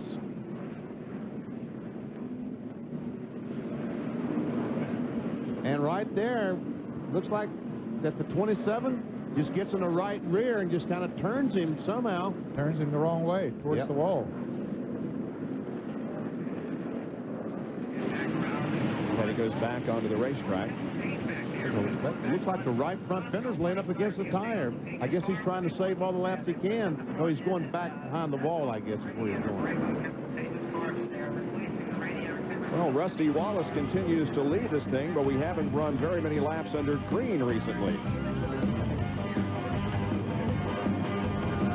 Fuel up with breakfast at Denny's with 2-time NASCAR champion Terry Labonte. Nothing slows Terry down like the new and delicious Kellogg's Country and Specialty Slam and Country and Specialty Slim Slam. Try them and get your free game piece, and you could win a trip to meet Terry Labonte, plus $25,000. Come on, Terry. Hey, man, it's the only thing I do slow. Fuel up with breakfast at Denny's. Back at Martinsville, Virginia, I'm Bob Jenkins, along with Benny Parsons, Ned Jarrett, John Kernan, Bill Weber, and Dr. Jerry Punch. Most recent caution, this one on the backstretch. It's really difficult to tell. There's Kyle Petty coming off the corner, and right there, some contact with the 27 car, which turns the Hot Wheels Pontiac right directly in the wall. And almost collected Jimmy Spencer, too. And Mike Bliss, a driver of the 27 car, has been held on pit road by the NASCAR officials. See Barry Dodson, the crew chief, arguing. Jerry, what's the deal?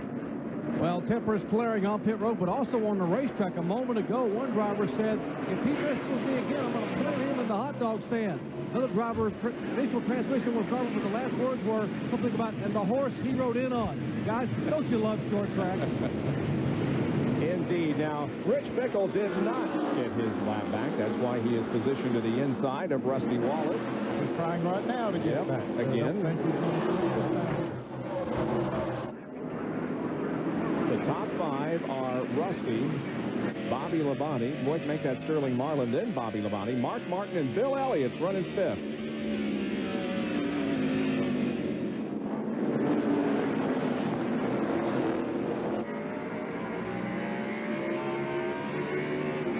Second place car, now he has Rich Bickle between himself and Rusty Wallace.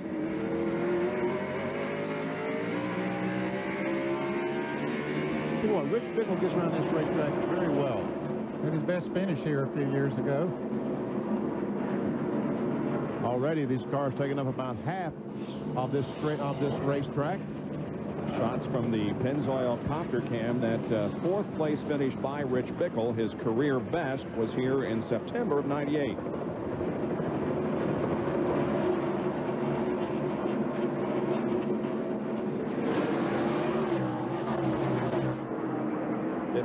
Laps to the halfway point. There is Bill Elliott, along with the 97 of Chad Little, who is a lap down in 26th. But Ward Burton, right behind Bill, is in 6th position. Then comes Earnhardt, Mayfield, Rudd, and Skinner.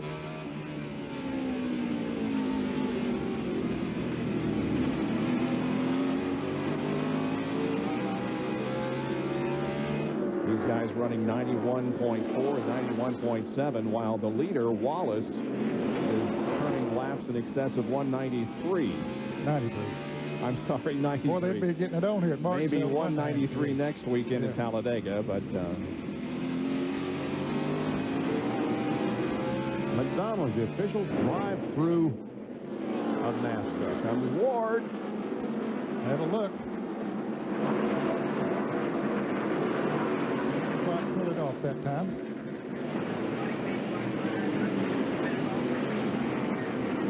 I think Ward's a little faster than Bill is at this time, but Ward can't make the pass. And Earnhardt, he's right there on both options, so he's trying to size him up and say, okay, what I want to do. He'll probably jump up on the outside there in a moment. Oh, he wants them to think that, Ned. I think he wants them to think he's going to the outside and hope they'll move up off the bottom. That's probably not going to work too well. This is the car that Elliott raced earlier this year at Las Vegas and then at Darlington. Finishing 39th and 8th, respectively.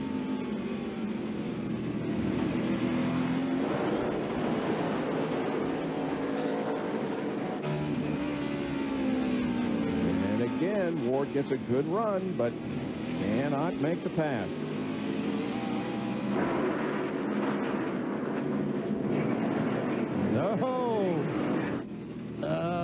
Got down the curbing a little bit there, didn't he? But he made it stick. Got a nose up alongside of him this time. He'll get beside of him going into turn 3 here. I think Bill Elliott knew if once Ward Burton got on the inside of him, that meant Earnhardt also is going to go in once you get on the inside of him. So, all right. Napa Field Summer showing you the point standings right now for those of you who are just joining our telecast. We're 201 laps in, and Rusty Wallace has been the dominant car so far, leading 180 of the first 200, now 2 laps. Here's Jeremy Mayfield, car number 12, moving around Bill Elliott. Once that first one got by, Bill didn't have much chance. They just sort of all went by. The next car back, he was back about, well, he was back about 5 car lengths, but he's closed it up now to about 1.5. Ricky Rudd's first pole of his career was here at Martinsville in April of '81, and his most recent win was here in September of '98. We'll check out the Rebestos onboard camera and see once again how much brake he's using, and looks like he's still being very conservative with these brakes. After all, there's still 300 laps to go, almost 300. You see that red around there? It's heating up a little bit there, but not as bad as we will see it. Rudd has improved his points position more than any other driver compared with last year at this time. He is currently 7th in points. Last year at this time, he was 35th. So an advancement of 28 positions in the point standings for Ricky.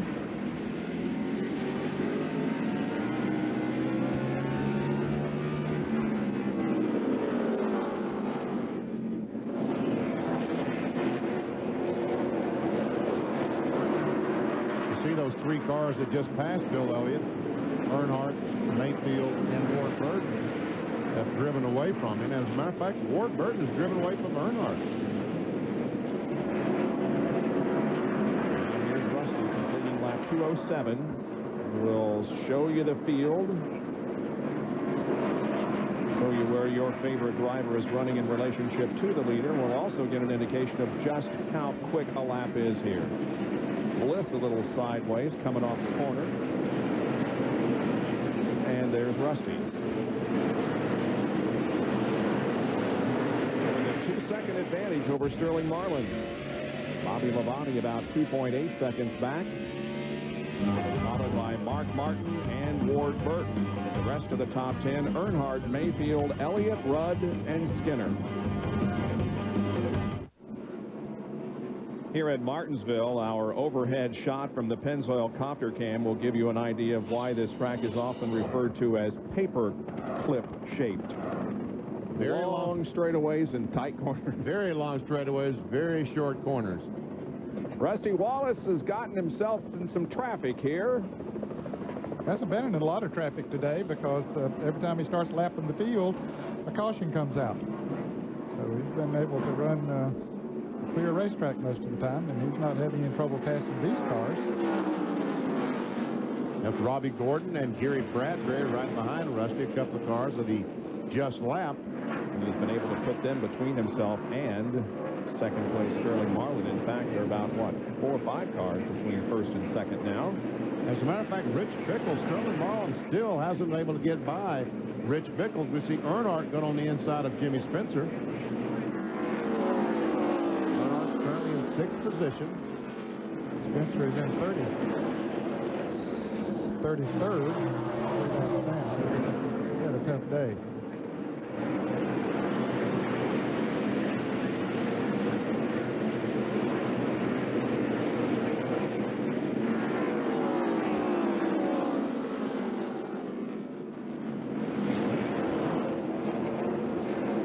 And we're coming up on about 28 laps now from halfway.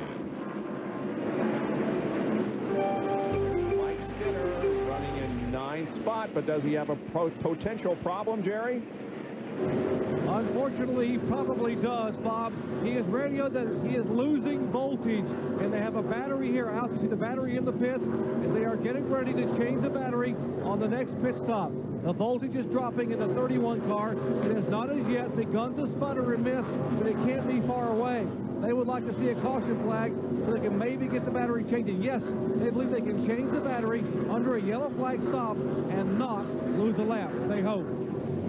Skinner started his Winston Cup career here in Martinsville, this race in '86. He has finished 16th or worse in 5 of the last 7 races, but 4th and 6th in the last 2, and got off to a real good start, leading 7 laps early on after starting up near the front. But now finds himself back in 9th position with the potential battery problem. And Ricky Rudd on the inside of Jeremy Mayfield. That's for 7th position. Ooh, Jeremy might have brushed the wall off too that time.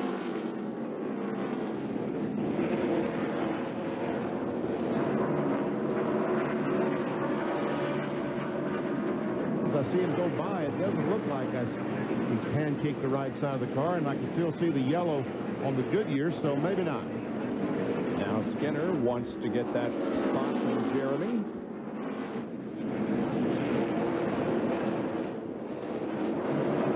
And he will do so. So John Kernan, Jeremy's lost a couple of positions here in the last few laps. Jeremy just radioed in and told his crew chief Peter Suspenzo the car is loose. We're going to have to make a track bar adjustment and also a wedge adjustment to tighten this thing up. But other than that, they've had a pretty good day. But right now, the car is a handful.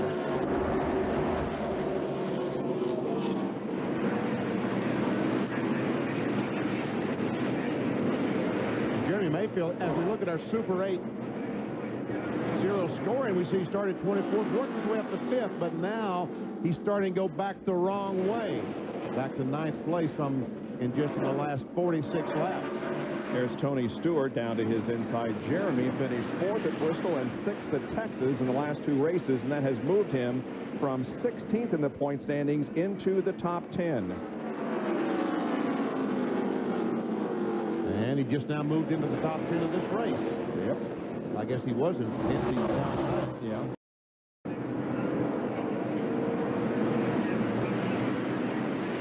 Tell you a car that's really been moving is Ricky Craven. He has moved up to the 13th position now. He came up about 6 or 7 laps ago. He was catching Dale Jarrett and Jeff Gordon. Came up and just blew them off and went right on. He is started in 14th and he dropped way back in the field. Back up towards the front. His car's working good. This is only his second start of 2000. He ran Las Vegas, starting 29th and finishing in 40th spot. Jeff Gordon is running in 14th, and again, Terry Labonte is a lap down in 27th.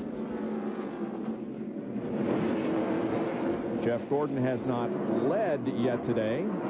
Started in 11th spot. Has been as high as 2nd and as low as 35th, right now 14th. He's passed a lot of race cars. He's been back at the back. You know, he had that penalty for leaving the tires out on one of the stops early in the race. Went to the back of the field, so he has passed a lot of race cars. Dale Earnhardt trying to pass a race car now. That moves Dale Earnhardt into 5th spot, past Ward Burton. And Ricky Rudd, we see him back there. Rudd has a good race car. That technical car is good today because we've seen that brake rotor, and the fact that it isn't cherry red all the way down the straightaway tells me he's really not pushing his car that hard. He gets on the inside of Ward Burton and takes over the 6th spot. Well, he's going to. Trust me. Give him time, he will.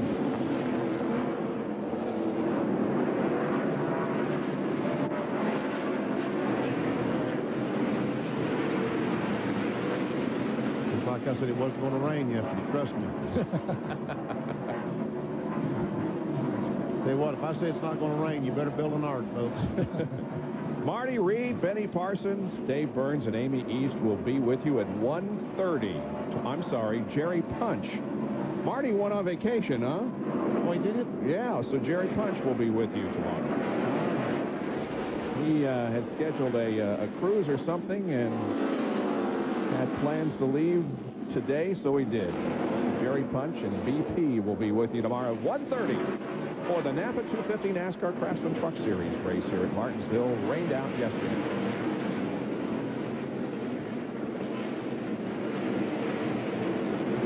There is Mark Martin, who is running in the 4th spot. Martin once again carrying the Max Life colors on that car. Valvoline's long life oil. And Dale Earnhardt now begins to close in on Martin. And once again, Rusty Wallace has his hands full with a bunch of slower cars. And some of them running side by side. That's going to be a tough situation. There's the 2nd place car of Sterling Marlin. He should be able to move up on Rusty some as Rusty fights that traffic. Of course, Marlin is back about 3 1/4 seconds. And once again, just to tell you that Rich Bickle has pulled away from Sterling Marlin. He was not able to keep up with Rusty Wallace, but he has pulled away from Sterling Marlin. 3rd and 4th positions, Bobby Labonte looking back on Mark Martin.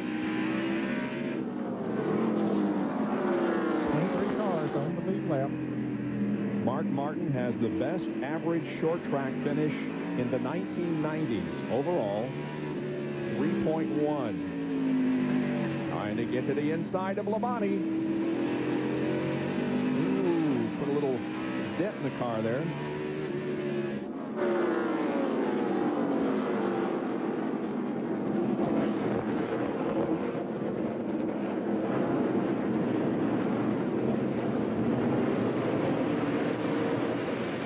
Rusty works his way through traffic. He is now 2.5 seconds ahead of Sterling Marlin, going to the outside of Robert Presley and putting him down a lap for the first time. Robert is running in 23rd position. Just 8 laps away from the halfway point of the Goody's Body Pain 500. ESPN's NASCAR Winston Cup coverage this week is at the shortest and slowest track. Next week we go to the longest and the fastest at Talladega. But full qualifying coverage at 4 o'clock Friday on ESPN2. The Touchstone Energy NASCAR Busch Series race Saturday at 3:30. And you can catch our happy hour coverage next Saturday evening at 6 o'clock. Now on Sunday, it'll begin with RPM today at 11 o'clock. Bill Weber has the NASCAR Today program at 11:30. Make note of that. That's about an hour and a half ahead of the actual start of the race. And you can see coverage of the Die Hard 500 on ABC at 1 o'clock Eastern Time. Ray Evernham will join us in the booth. And then after that, the Saturday IROC 24 race number 2 can be seen at 5 o'clock again on ABC. So we look forward to going to Talladega this coming week for high-banked, high-speed racing. Right now, it's Rusty Wallace who is really dominating this event here this afternoon. We are coming up on 3 laps past the halfway point, and Rusty so far today has led 232 of the laps. We've had 4 leaders. Oh, Rusty Wallace. Looks like the right front tire's gone flat on Rusty Wallace's spot. He wants to get down so he can get in the pits. Now he finally does do that. No caution. No reason for one. What happens is the brakes are so good on these race cars anymore, and they don't realize how much they're using, and it melts the inside of the tire. Bill Weber, he's coming to you. And this will be a painful limp down pit road at 35 miles an hour. Smoke coming from the right front tire. Robin Pemberton coaching him into his spot. As Bob was saying, Rusty has dominated this race in a car he's only used twice before. They're going to have trouble getting the jack under the car. Now they lift the car and slide the jack underneath. Bill Wilburn pulls the right front tire off. They put on the right side tires. They're going to go ahead and do more. Rusty will pray that this race stays green, losing valuable laps on the track. Left side's going on. This car, 2 starts, has never had a top 10 finish. Rusty's going to have to battle back to recapture the 4-minute showcase so far today. And Bobby Labonte, Dale Earnhardt, and Ricky Rudd have gotten by Sterling Marlin, and Earnhardt going for the lead in 3. And Rudd coming up to 2nd position now as he gets to the outside of Labonte. And Tony Stewart has also joined this in the Home Depot car. Wow. Things got exciting there all of a sudden, Bob. First 5 cars now running nose to tail after Rusty had the problem. And let's see, where did Rusty drop back to? 31st position? Wow. A tough break for... couple laps down, Bob. That's right. Boy, a tough break for Rusty, who, just as we said, was dominating. Here's what happened to him. He goes in the corner, and all of a sudden that right front goes flat, and the car goes straight. That's what happened to the 16 of Kevin LePage yesterday. LePage hit the wall, and Rusty is fortunate because he is able to stop the car before he gets to the wall. Now let's listen.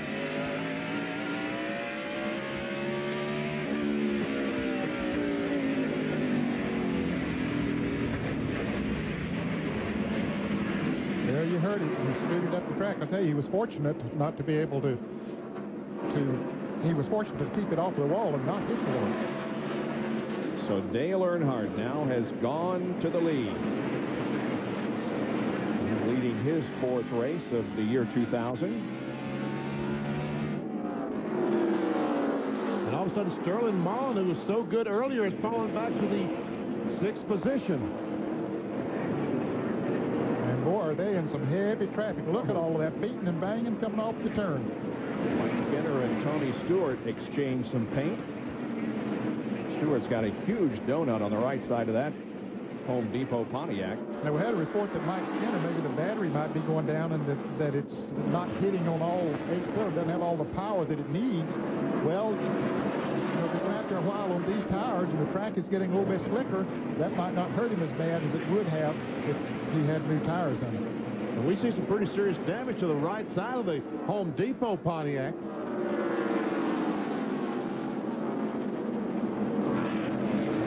Number 11 car of Brett Bodine that started 4th has gone a lap down. He's in 23rd position.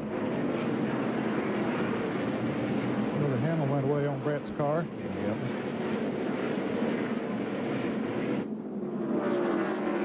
There's Marlin and Rusty Wallace. Rusty trying to move up through the field. Get some of those laps. Get at least one of his 2 laps down. He's now in 30th spot, 2 laps down. And if he can pass the leaders, you know, then a caution come out. Yeah. And that bunches him up. Well, you know, there he goes by Mike Skinner. With those new tires on, he needs to have a fast race car all day anyway. He could possibly get back those laps if the circumstances were right. Bill, what's that tire look like? Oh, my. Well, it's not the one you want to pull out of your trunk, Bob, if you've already got a problem. But what they're saying here, and Benny, you can walk us through this a little bit more, but they're saying that the belt inside the bead here just gave way, and that's what snapped, and that's what basically took the tire away. So that can happen through a variety of causes. The heat, basically wear and tear. Sometimes it just happens. But obviously for Rusty, very bad timing. I think heat is the biggest enemy there, Bill. The brakes, are, as I said, are so good, they get that tire so hot that sometimes it just melts. And look how much faster he is than the leader, Dale Earnhardt, with those 4 fresh tires. And that was really good strategy on the team's part to go ahead and change 4 while he was in there rather than just change the affected right side tire. Hey, he's about 3 seconds behind Dale Earnhardt as he passes Bobby Labonte, who's running in 3rd place. And there's Earnhardt in traffic, so Rusty still has some time to make up before he can get one of those laps back. And Earnhardt finally caught, and we see Tony Stewart on the inside of his teammate, Bobby Labonte. I was going to say Earnhardt finally caught Rich Bickle in the 60 Power Team car. Jerry, what about Marlin, who's now back to 6th? Well, Bob, about the same time Rusty had his problem with that cut tire, melted bead, Sterling Marlin began to yell that the car had just gotten suddenly loose.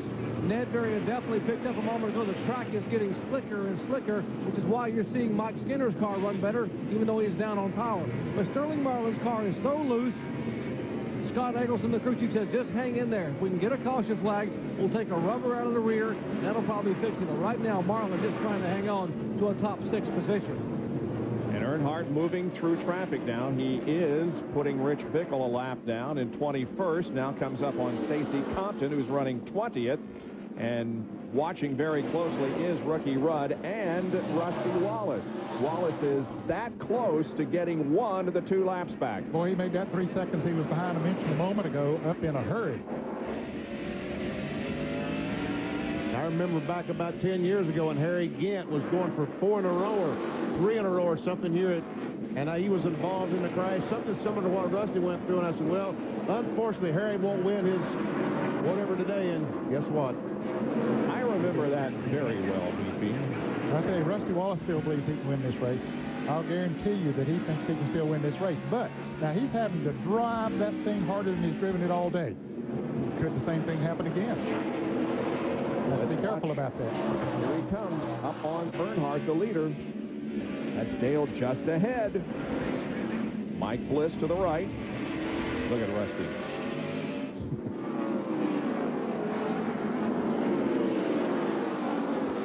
Yeah, he's going to give it a whirl here. On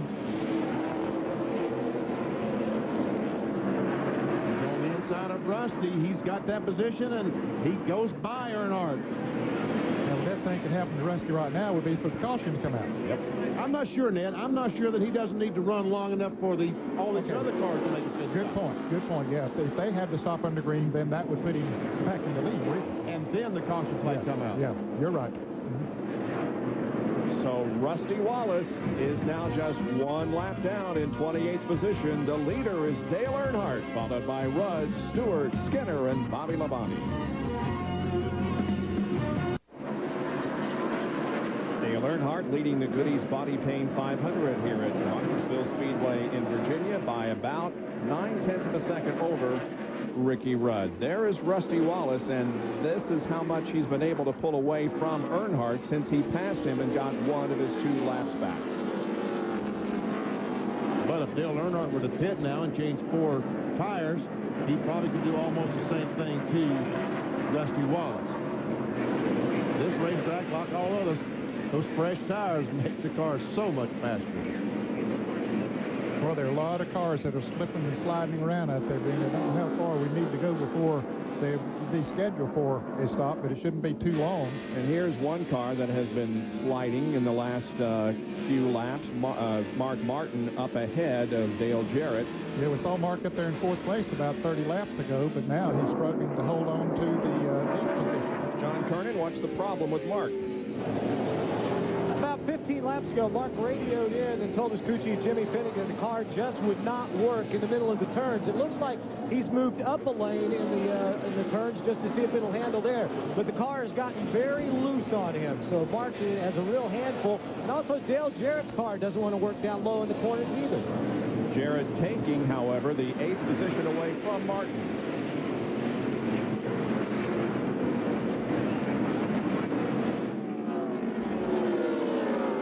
And here's Jeremy Mayfield is on pit road. We heard earlier that his car was not working very good, and so he followed as long as he could. Decided to come in and get some new tires and some adjustments on his Ford.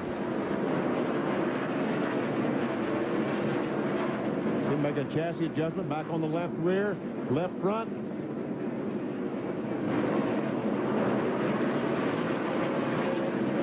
Mayfield rolls the Volvo 1 Ford out once again. Jerry, how'd it go down there?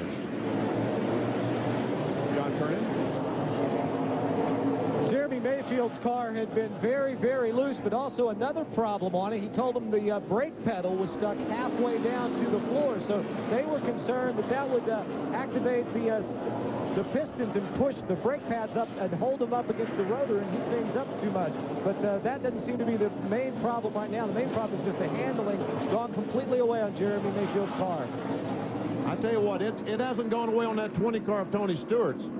No, he has caught the 2nd and 3rd place car. Man, there oh, they man. are. Just move right up on them. Not only is this the car that Stewart won the pole here a year ago, but it is the same car in which he won 2 races last year. Now, Michael Waltrip is running in the 18th position in the car number 7. About to go a lap down. And here comes Sterling Marlin. He finally said, I fought this as long as I want to. Let's make a pit stop, make some adjustments, get 4 tires. Jerry? Fighting a very loose race car. Sterling Marlin brings the car number 40, the Coors machine, to a halt on pit road. He has not won since July of 1996. Some 121 races ago at Daytona. Knows he has a great race car. They make an adjustment to the right rear. They were going to pull a rubber out of the rear. They have yet to do that. Left side tires going on. Second generation driver. Left front lugs are tight. Marlin is down and away. 18.7 second pit stop for Sterling. Here comes Bill Elliott in for a stop. Here's Bill Weber. And it's been a good run for Bill Elliott to this point. He has one of the tricky pit stalls here on pit road, right at one of the bends along pit road. This will be a 4-tire change in fuel. We've also got the 88 on pit road. He's getting right side tires as well. Now they come around to the left side on the 94, putting on the left sides and fueling it. Elliott waiting. Tires are on, fuel is in. He goes back out on pit road. Left sides are done on the 88. He pulls out of his pit stall and begins to charge down pit road. Now the 20 is also on pit road. Let's go to Jerry Punch. Might be the comeback of the day for Ward Burton. Remember that big win at Darlington has pumped this team up. Caterpillar team, if you just joined us, had a stop-and-go penalty for a 2-tire change because the right front tire was not back across the wall. Now, Tommy Baldwin and the Bill Davis crew going to work right side tires, clean the windshield, skirting the left side. They got a good pit stop going here. Also, the car number 24 is in. Jeff Gordon back to the 22 car. Left side tires on. Ward Burton down and away as he will race Johnny Benson off of pit road. And we see Jeff Gordon completing his pit stop. Left side is up. And down and away Jeff Gordon goes. And I wonder if Tony Stewart might have run out of gas. He was really slow coming off of turn 2, but now he's in the pits. Let's go to the pits and John Kerner. Ned, that's exactly what happened. They'll spray either the starter fluid in. He finally gets the engine re-fired. They had just told him pit the next time by. As he was coming out of turn 2, he said, hey, I'm out of fuel, dead stick. Now if the engine died again, they're trying to get it started. It finally fires back up. The change on the tire. No traffic adjustments. And the 18, his teammate Bobby Labonte, is on pit road. And the leader about to come in. First and second about to come into the pits as Bobby Labonte gets his services back out. Here comes Earnhardt and Rudd. And here comes Earnhardt and Rudd and Steve Park. 35 miles an hour again is pit road speed. No speedometers in these cars. They must do it with a tachometer. Bill Weber, they're coming to you. Well, the guys that have been running up front now come down pit road 1-2. Earnhardt and the 28 of Ricky Rudd. Earnhardt slides into his stall, so does Rudd. Right side for the 3. It'll be a 4-tire stop for both cars. Earnhardt has not said a thing on the radio. Ricky said his car's been getting better and better throughout the afternoon. Left side's on the 3. They swing around. Left side's on the 28, cleaning the windshield on the 28. Now the 28's away, the 3 identical stops, virtually identical on the stopwatch. They come out the same way they came in. And we have 200 laps to go here. The 31 car of Mike Skinner also works down pit road as Mark Martin gets service on the left side of his Valvoline Ford, and he is on his way again. Down to Jerry as Skinner pits. Mike Skinner has been cutting the brake coolers on and off and the rear end coolers on and off. He's been very busy in the race car. The crew told him, if you have 9 volts or more on the meter, we will not change the battery on a green flag stop. If you have 9 volts, and Mike said it is barely at 9 volts, so they are not going to change the battery. They need a caution flag not to lose a lap. 4 tires, he's away. 18.3-second stop for the Mike Skinner crew. And guess who's in 3rd place on the lead lap? Yeah, and as soon as those other 2 cars stop, he'll be in 1st place. And they are Michael Waltrip and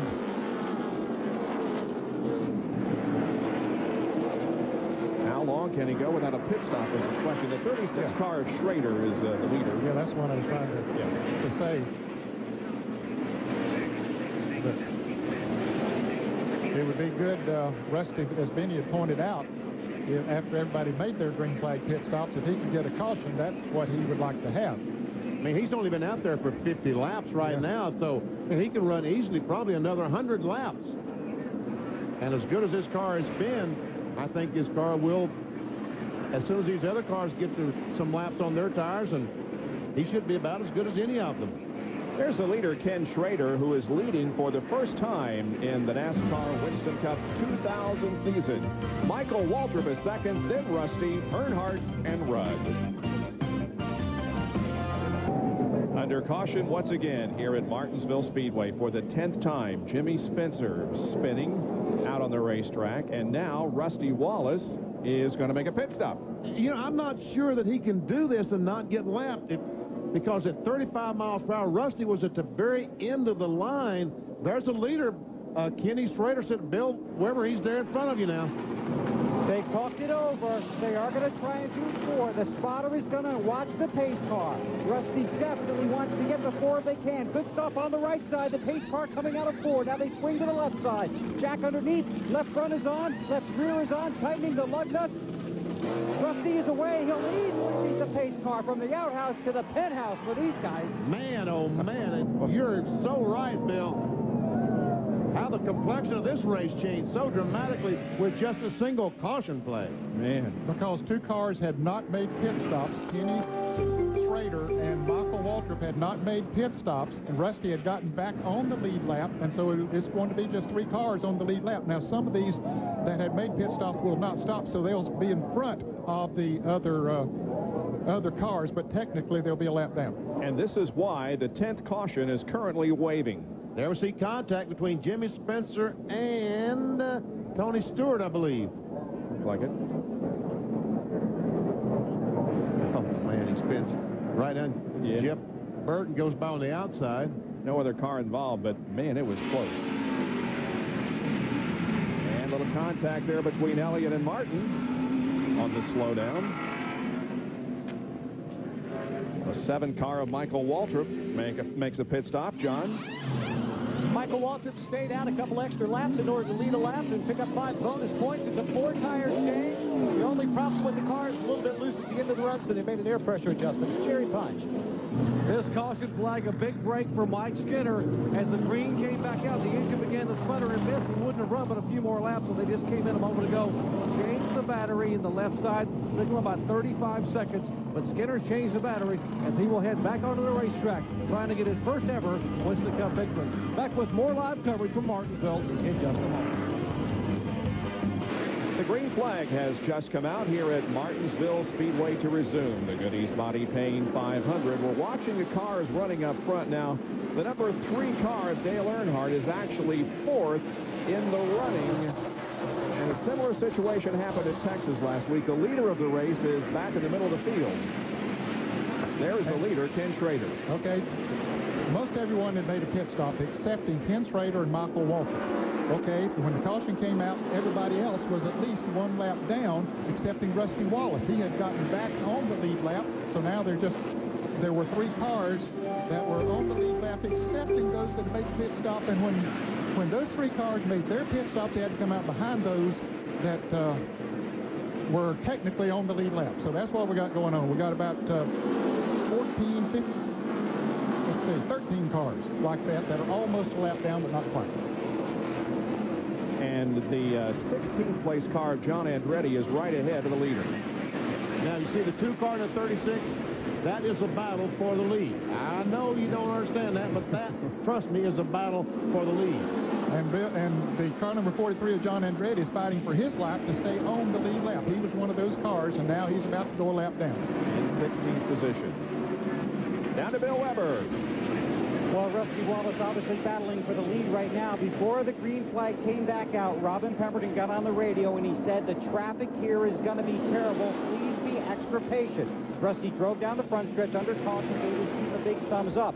As they lined up for the restart, someone jumped on Rusty's radio and said, this is going to be horrendous. Rusty said, I know. One other note on this team, car owner Roger Penske is here. He got here about an hour before the green flag fell. He flew in from Nazareth, Pennsylvania, where the kart race was postponed. Because of bad weather, including a little snow. Now, here is Rusty right on the back bumper of the 36 car. And John Andretti is still hanging tough on the outside, trying to stay on the lead lap. Last driver with back-to-back wins at a short track was Jarrett in '97 at Bristol and in Richmond. Rusty, of course, won at Bristol a few weeks ago. And Kenny Schrader is leading for only the 2nd time in his career at Martinsville in 31 starts. The last time he led here was in September of 1990, almost a decade ago.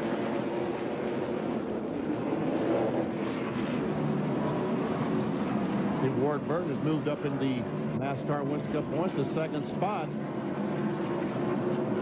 as they run now.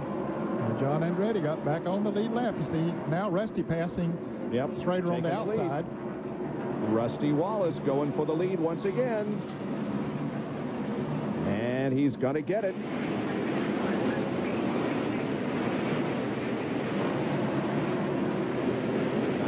Car of Jeff Burton running right there with this group of cars is 17th position, a lap down. And Dale Earnhardt in 4th place is 15 1/3 seconds behind Rusty Wallace.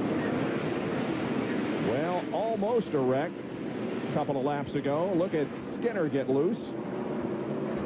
Comes off the corner, and I don't think he realizes that Joe Nemechek is there, and when he tries to steer away from Nemechek, almost spun out.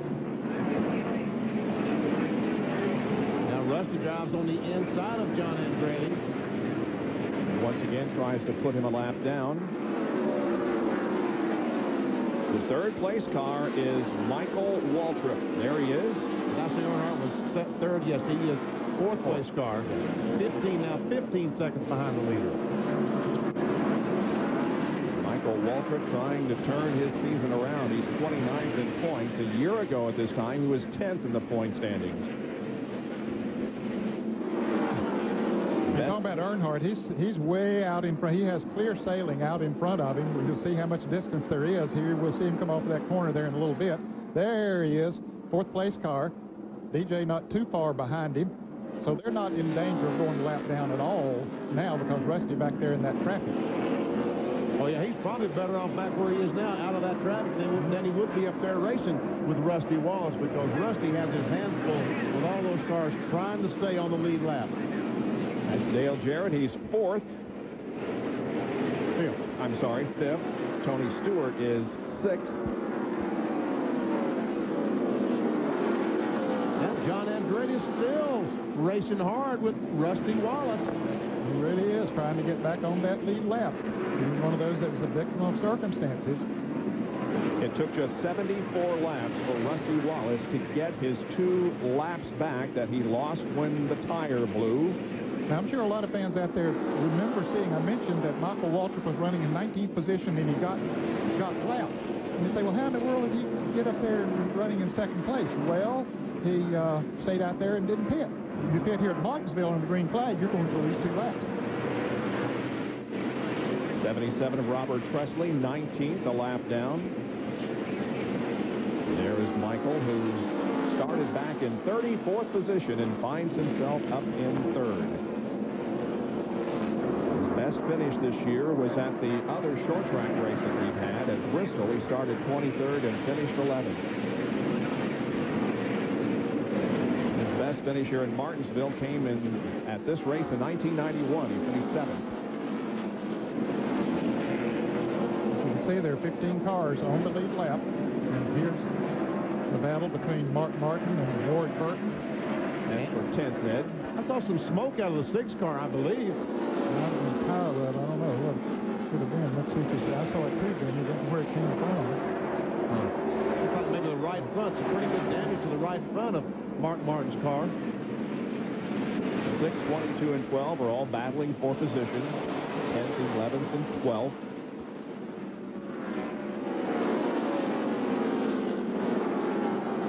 Down to John Kernan once again.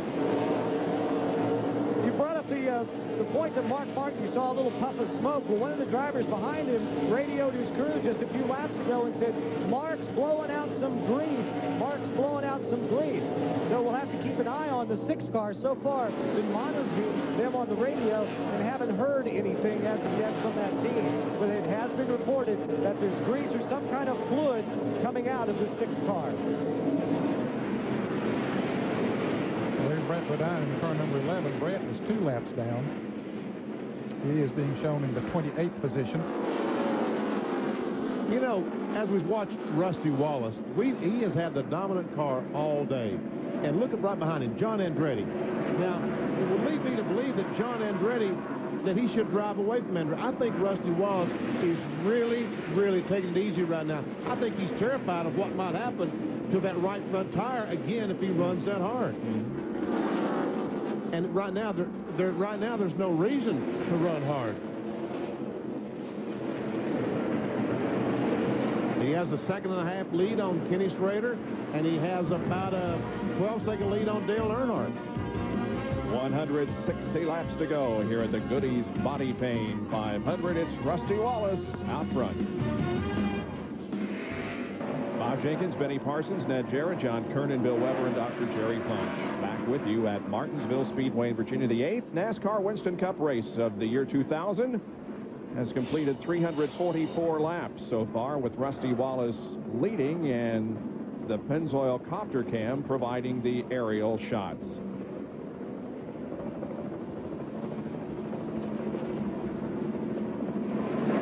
So if we stay green, guys, are they going to need another pit stop?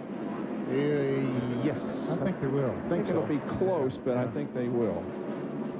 And if that happens, we'll see some guys probably trying to short stop and change 4 tires. And we'll see some guys, we see some contact there between the 60 of Rich Bickle and Elliott in the 94. Elliott is on the lead lap in 15th spot. Will be the next car to go a lap down if Rusty can get around him. Rusty has nowhere to go there right now. There's the 60 car of Rich Bickle and Elliott running side by side. A lot of heavy traffic in front of him. Now, we mentioned Dale Earnhardt there a moment ago. He was, over 15 seconds behind, but he's cut that down as a result of Rusty being in that traffic. He's cut it down to, let's see, it comes across the start-finish line now at 12.7. But now Earnhardt is running in on the traffic at the tail end of the pack. For a while, he had just clear sailing up there. And we're watching the battle for 6th position here as Ricky Rudd and Tony Stewart trying to decide who's going to run there. That Home Depot car looks like it's been through a shredder almost. Yeah, he's not going to win any beauty prizes with this thing, so he might win the prize, but it will certainly not be a beauty prize. There is the 88 car of Dale Jarrett, who is running in 5th position. Let's get more on Rudd as we go to the pits and Bill Weber. Well, Ricky Rudd certainly was optimistic this morning, and his crew chief Michael McSwain said their car was sporty. Now, if you scrape some of the black paint off that car, you might find Tide neon orange underneath.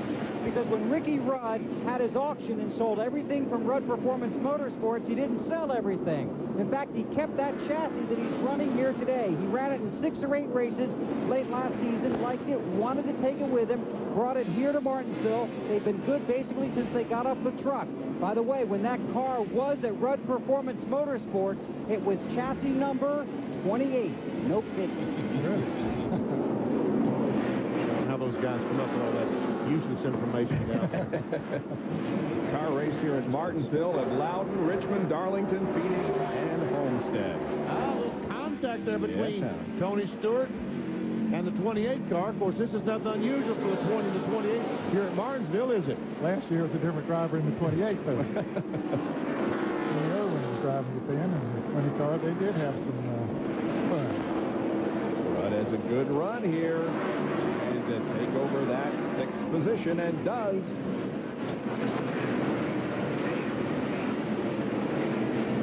Now let's go under the Texaco Haviland Ford and see how those brakes are glowing.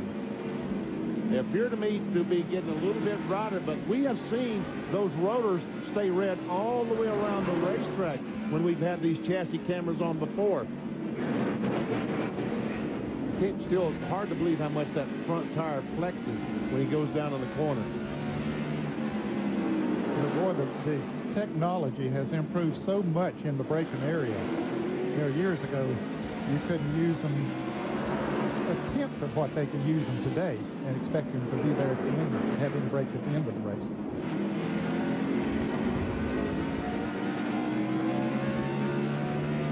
Ricky Rudd, you see, has moved into the 6th position. Once again, that's our Rebecca's onboard camera, our chassis cam, our brake cam. As you can see, when Rudd applies the brakes, that rotor just turns cherry red immediately. And Kevin LePage is back in the race, the FamilyClick.com. Yeah, there are only 2 cars that are not on the racetrack. One of them is Mike Bliss. He's shown as off the racetrack, and the 66 car of Darrell Waltrip is shown as out of the race. He will finish in the last position. Now, there are a number of cars. Kevin LePage is 37, 16 laps down. Kenny Irwin is 34 laps down. Kyle Petty is 57 laps down. If you watch Rusty Wallace, the leader, he's still in traffic. He hasn't gotten around Bill Elliott yet to put him a lap down. The biggest deficit to make up is Kenny Wallace, who's 204 behind that. He's got a way to go. He was involved in our first caution. Up to 3rd or 4th lap. Yeah. And 8th and 9th right now being occupied by Bobby Labonte and Jeff Gordon.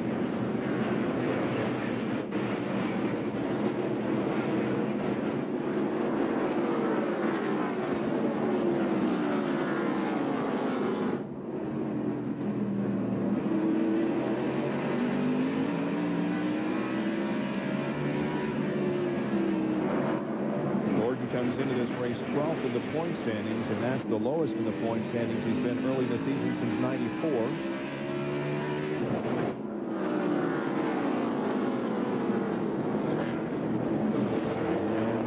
Jerry, I posed the question a few laps ago. Can they go without making a pit stop if we go green the rest of the way? What's your assessment?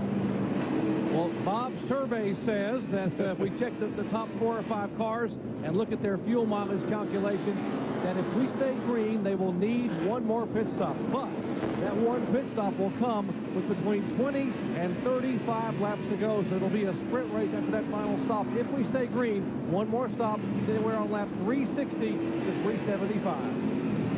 Okay.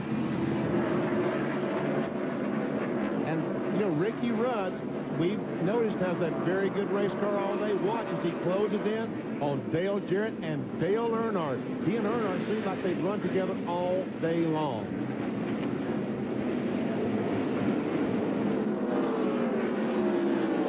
Oh, wow. I wondered how he's going to pull that off. Rudd is home behind Spencer. And a spin just ahead of Gordon. That's Bobby Labonte, who was running an 8th spot. And can he get it cranked up to save a lap? No, he didn't. Well, that means that they pit now and can go the rest of the way. And it also means that all those cars that were ahead of Rusty Wallace will be able to go around the racetrack and fall in behind him. That's right, because Dale Earnhardt was 11 seconds behind Rusty, and right now he's going to be about 11 hundredths of a second behind Rusty Wallace. Here comes Rusty already headed towards pit road.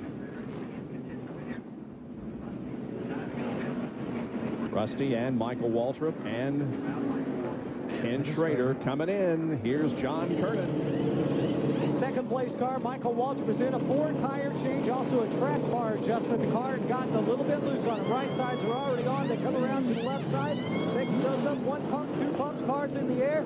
Left side's going on. There go the lug nuts and Phil Weber. Most of these guys should be able to reach the finish for here. It's 4 tires and fuel for Rusty Wallace.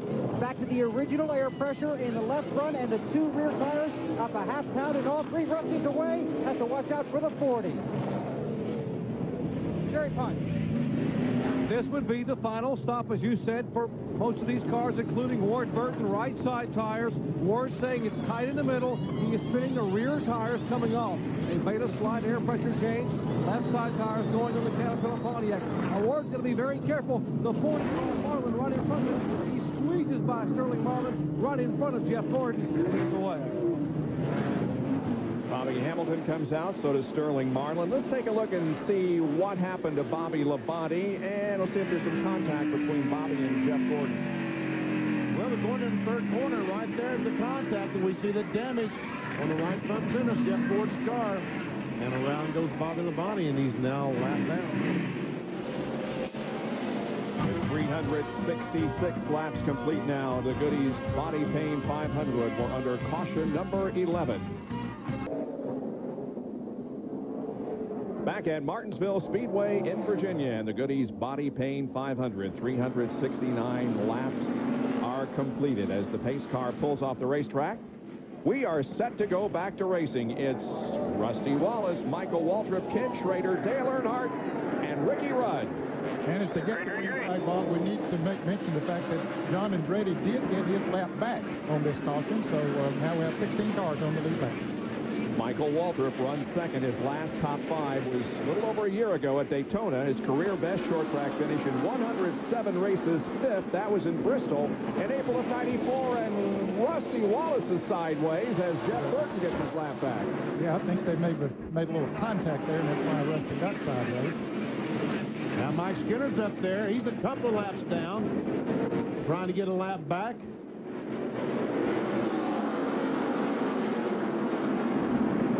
That puts Jeff Burton back on the lead lap. Yep. He is in the 17th position. And there's Dale Earnhardt trying to get on the inside of Kenny Schrader and take over 3rd spot, and he does. And does with ease. Schrader's last top 5 was at Richmond in September of '98. He finished 4th. Rick Ricky Craven is in the pits, a stop-and-go penalty, and we understand that Steve Park might also get one. He's getting the black flag for passing on the wrong side. That would mean passes on the inside. Before you get to the start-finish line on a restart, you got to pass on the outside.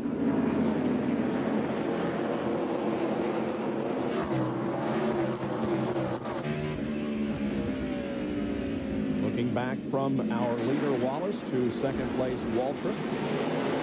Right on his back bumper, Waltrip's back bumper, is Dale Earnhardt. As Steve Park comes down pit road in his Pennzoil Chevrolet to take that penalty. Costly one here, boy, at Martinsville. That pit road is long. Mike Skinner, one lap down now, 23rd position.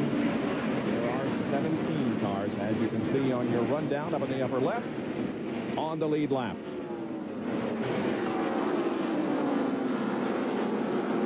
Under 25 laps to go.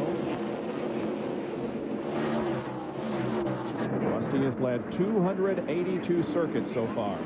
There have been 7 leaders and 13 lead changes. The leaders have been Wallace, Earnhardt, Schrader, Skinner, Bobby Labonte, Ward Burton, and Michael Waltrip for a lap. Average speed 72.752 miles an hour. Jeff Burton has pulled away from Rusty Wallace and Mike Skinner, so right now, Jeff Burton has a good race car. He's the fastest on the track.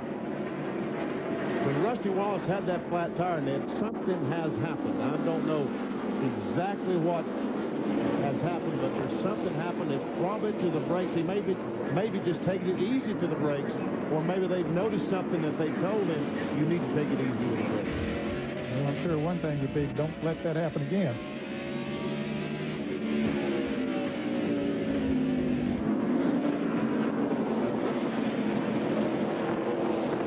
Rusty Wallace recorded 4 straight wins here in 93 to 96. Now Earnhardt looking for second.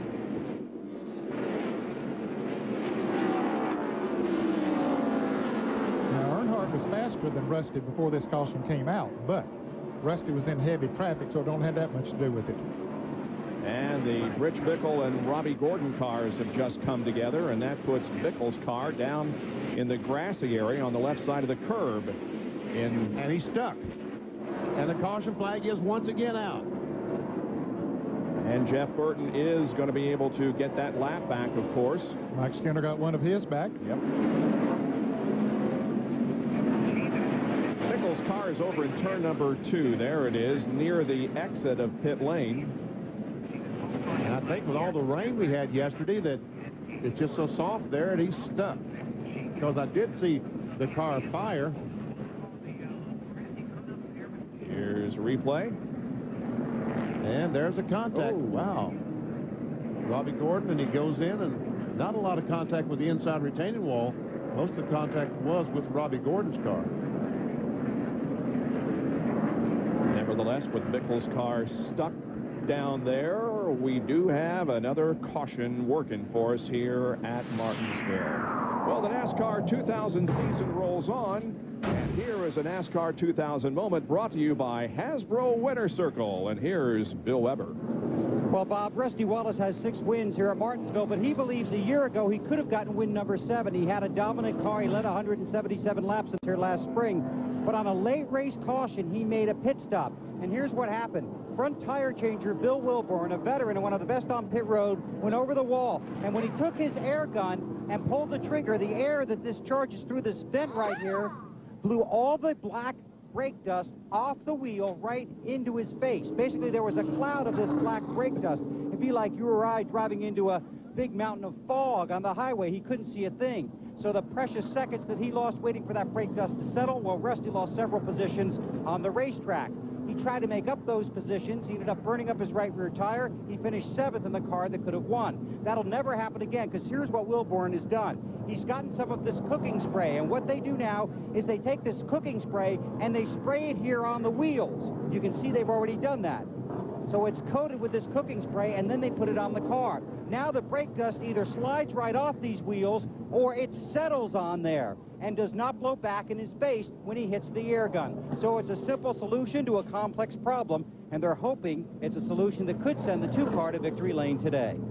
And if you were watching NASCAR Today, which Bill Weber hosted earlier today, you heard Benny Parsons mention that very problem. And those guys obviously realized it was a problem and did something about it. Man, they're smart down there. They're the top 15 of the race, which is 384 laps old. 17 cars are on the lead lap. Last week's winner, Dale Earnhardt Jr., back in 28. Darrell Waltrip is out of the race. Just a little more than 100 laps to go here at Martinsville Speedway. There's the leader of the race, Rusty Wallace. About a 1 1/4 second lead over Dale Earnhardt. As usual, the restart was exciting. Watch the 18 and the 7. Michael and Ricky Rudd. Second spot. Well, we got one for sure here on the front stretch as Dale Jarrett and Ricky Rudd got together coming off of turn 4 when he bottled up in front of them. Brett Bodine is involved. And we see Rudd, after all that great run he's had there, now he's going a lap down. Oh, and Bobby Labonte did get his lap back, but boy, did he take a chance. He almost hit the back of Brett Bodine big time. Rudd has yet to get turned around and headed in the right direction. Now he does. So Rudd's good run suffers a major setback. Oh, man, his car suffers a major setback as well.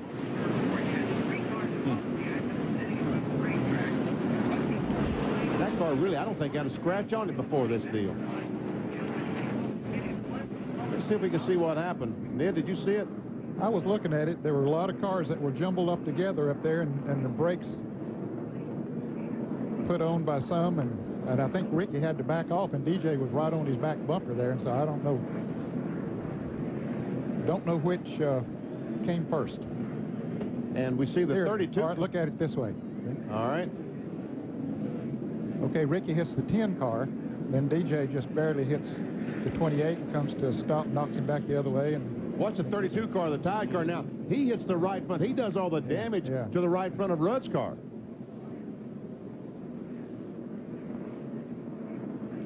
The bestest onboard camera. Oh, man, that's a sick feeling. Especially after you've had such a good run here today. Let's watch Bobby Labonte and what he does to get his lap back. Look how close he comes there to Brett Bodine. Never see Spencer driving away and almost made contact, might have made contact, and then with Brett Bodine. He dodged 2 bullets. And the damage at the front of the 28 car is major, and they try to get the sheet metal straightened out as the 18 car of Bobby Labonte, now that he's back on the lead lap, will make a pit stop, get fresh tires, and make a run for it. There are the top 5. Well, let's get out of Bill Weber as we get set to go back to green soon. Well, Ricky Rudd's back out on the track now. He's been in the pits 3 times. The damage is much more significant than they'd originally hoped. In fact, they just wanted to hopefully tear away some sheet metal and put 4 tires on it and send it back out. But he's already lost at least 3 laps. The right front of it very torn up. He's complaining about the handling of the race car. We said this was one of his favorite cars. Keyword there now being was. He may stop back in here if he gets a chance, but he's not very happy with the car. And I will tell you race fans one thing, a little behind the scenes. This team did think this car and this driver could win here today. They're still posturing themselves, saying we're getting closer, but they were hoping this was going to be the race that would take them back to the mountaintop. This is a big setback for them, but they'll hopefully bounce back next week with that Yates power at Talladega. Rudd heading back down pit road again for more repairs. Yeah, I think in your NASCAR Today, we had a interview, and he said the team is on the verge. Now, here is Rudd's spin. Yeah, the car's jammed up in front of Johnny Benson, and then Rudd got into the 10 car of Johnny Benson, and then DJ got into Rudd just a little bit back there, and right there is where the damage was done, as you pointed out earlier, when Scott Pruitt hit the 28 car.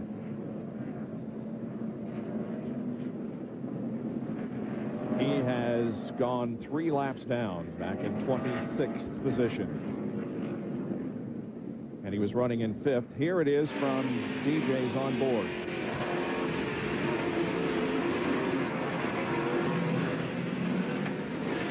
So that has brought out our 13th caution of the afternoon. The record for this spring race here at Martinsville, 14 back in 1998. Just gone back to green, and Michael Waltrip had a bad restart. Now gets it going, but he jammed up things considerably. May have gotten hit in the process. Rusty Wallace comes down and leads the 402nd lap. But now look how close Earnhardt is as he closes in.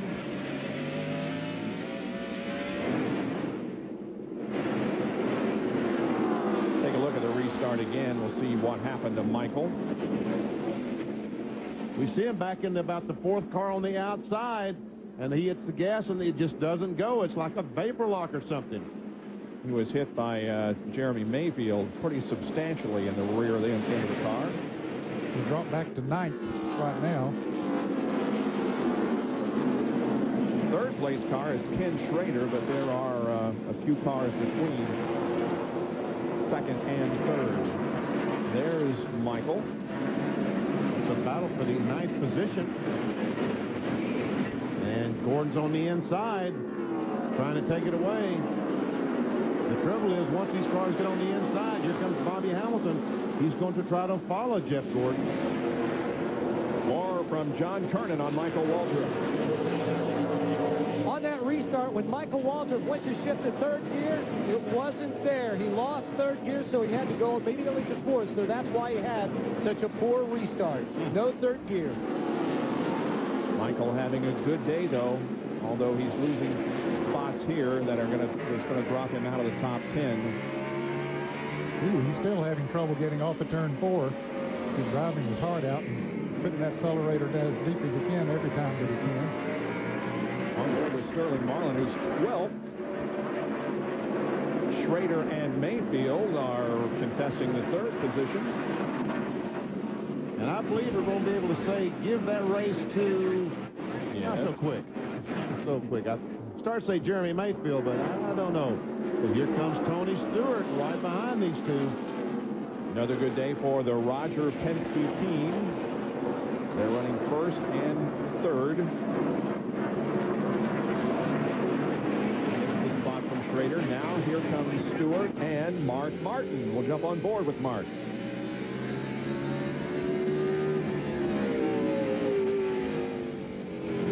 At one time... Oh, spin over in turn 2. Lots of cars had to stop, not so many involved.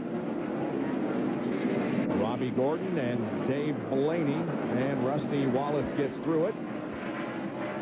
Johnny Vincent racing hard to get the lap back. Let's see. Almost ran over Dale Earnhardt going into the turn, but he's not going to beat Rusty back to start-finish line. Well, this is our record-tying number of cautions. 14. There were 14 in this race in 1998. Now we look to the overall track record, which is 17 set during the 2nd race of the year in 98.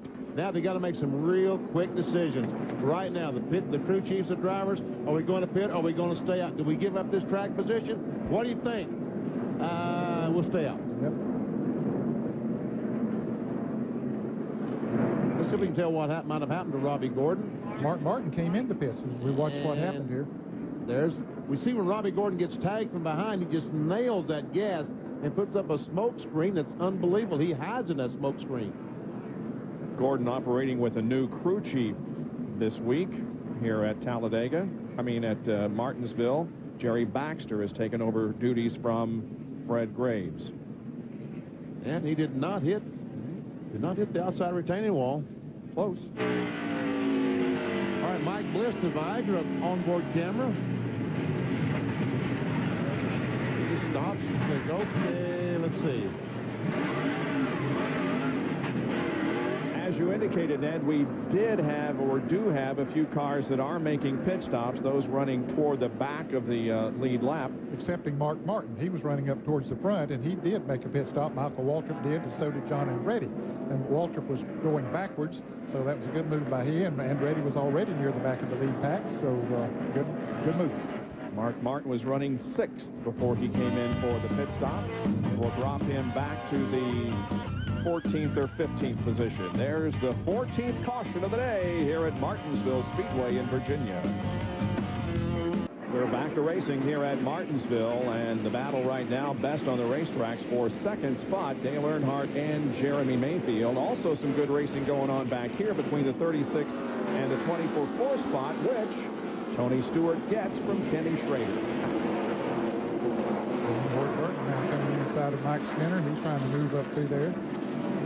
Skinner again is still 2 laps down in 22nd spot. Ward is 7th. Bob, we mentioned the fans of Mike Skinner say, well, you said he got one of his laps back. Well, he did, but then he lost it back in the pits. He was so far back that when he came into the pits, he was back of the line and didn't quite beat the pace car out, so he lost that lap back. Watching Dale Jarrett now running alongside Mike Skinner from the Pennzoil copter cam. And Jeff Gordon comes in there as well.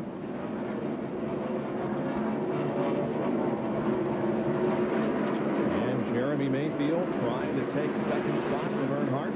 He has a fast race car right now. Jeremy Mayfield does that. One car between the leader Wallace and 2nd place Earnhardt. That would be Johnny Benson. 20th spot.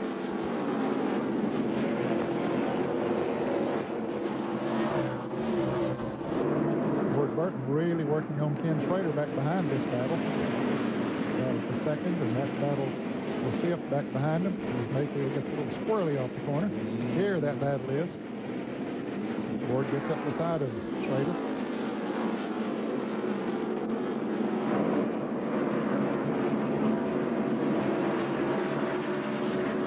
Burton had his best career short track finish at Bristol earlier this year, finished in 3rd spot, and right now he takes 5th from Schrader. And now perhaps the door opens for Dale Jarrett. Well, Schrader chose to stay on the high side going into turn 3, and it did open the door for DJ to move down on the inside. Now whether he can make the pass or not, we'll see, but it looks like he might be able to. As you can see, Jeff Gordon is right there to try to take advantage of that door being open.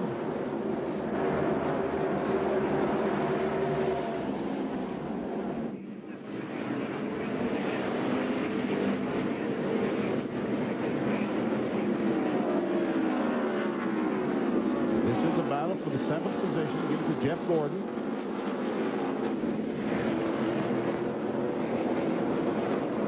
Race is over. You can boot up your computer and go to the NASCAR website, www.nascar.com, and get all the statistics you need regarding this race. And you can also, as we get toward Talladega, take advantage of another feature of the NASCAR online site, the Garage Cam. You can look at everything that's going on in the garage area, eavesdrop. I wonder if we can take these cars into the Ford dealers tomorrow and get a set of brakes for $89.95, front or rear. Well, Rusty may need to do something about that, right, Bill? Well, he could, Bob. You know, we talked about all the success Rusty's had here with his 6 victories, and then we talked about some of the disappointment, that brake dust incident. And remember, in the fall race here in 1977, Rusty, or 1997 rather, Rusty was black flagged as the leader for jumping the restart. Well, Benny, about 45 laps ago, you speculated that he looked a little more tentative in traffic, that he might be having a braking problem. Well, I followed up on that, and here's what's going on. Front tire changer Bill Wilburn, after the last caution flag stop, told Rusty, be careful because your right front rotor is badly chewed up. Now, I talked to Billy about that rotor. I said, is it the worst you've ever seen? He says, on a good car, it's the worst he's ever seen. They've had bad handling cars where you've had to use the brakes, but on a good car where you have to use them less, this is the worst he's ever seen. So with 70 laps to go, it's something for Rusty and everybody else to think about. Yes, indeed. This race is far from over. We're looking at the speeds. Last lap, it was Dale Jarrett with the fastest lap. And now we go clear down to Mark Martin. Well, that really shouldn't be a surprise because Mark Martin stopped on this last caution flag, or one of these last couple of caution flags, and changed tires. he's been in the pits and has fresher tires than Rusty Wallace or Dale Earnhardt or Tony Stewart. There is Martin back in the 10th position. The 43 car of John Andretti had the fastest lap last time. Of course, this depends greatly upon where the car is in terms of traffic. And the kind of traction to get off the corner when they mash that gas. Here's a battle for 14th position between John Andretti and Michael Waltrip. Now, both of those drivers stopped during the last caution, as did Mark Martin, and put fresh tires on their cars. They're running about 10 seconds behind the leader. And the interval between first and second a lap ago was 1.7 seconds, and now it's up to almost 1.9, and Jerry Nadeau is in the wall. Is this going to bring out a caution? Yep. Yep. Come on, Jerry, come on. Come on around, come on around. Expect we'll see pit stops now. We'll see. So we are setting a record for the spring race here at Martinsville in terms of cautions. We slow down for the 15th time today. The pace car has picked up the leader of the race, Rusty Wallace, and now we're going to see what the decision is regarding stopping. It looks like Rusty's coming. Yep. Well, Mark Martin might not, because he stopped during that last one.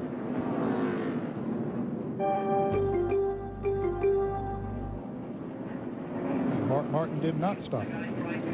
So some good track position for Mark as the others come down at 35 miles an hour. We go to John Kernan. Jeremy Mayfield likes the way the car feels, so they're just going to change 4 tires, no fuel at all. Mayfield running in the 3rd position, wants to get up and challenge his teammate Rusty Wallace for the win. Dale Jarrett took 2 tires. He's already gone to Bill Weber. They topped off the tank on the 2 car. Rusty is getting 4 tires. Several guys just took 2. They're going to be Rusty out of the pits. This is what they were concerned about during the last caution, that some guys stopped and some guys were going to take 2 if there was another caution. Earnhardt's been on pit road. He left as well. And it's going to put Rusty back in about 6th position and Earnhardt 7th, the leader of the race. Well, the first off pit road, I should say, is going to be Dale Jarrett among those who did pit, but several did not. All right, back with more live coverage in a moment from Martinsville.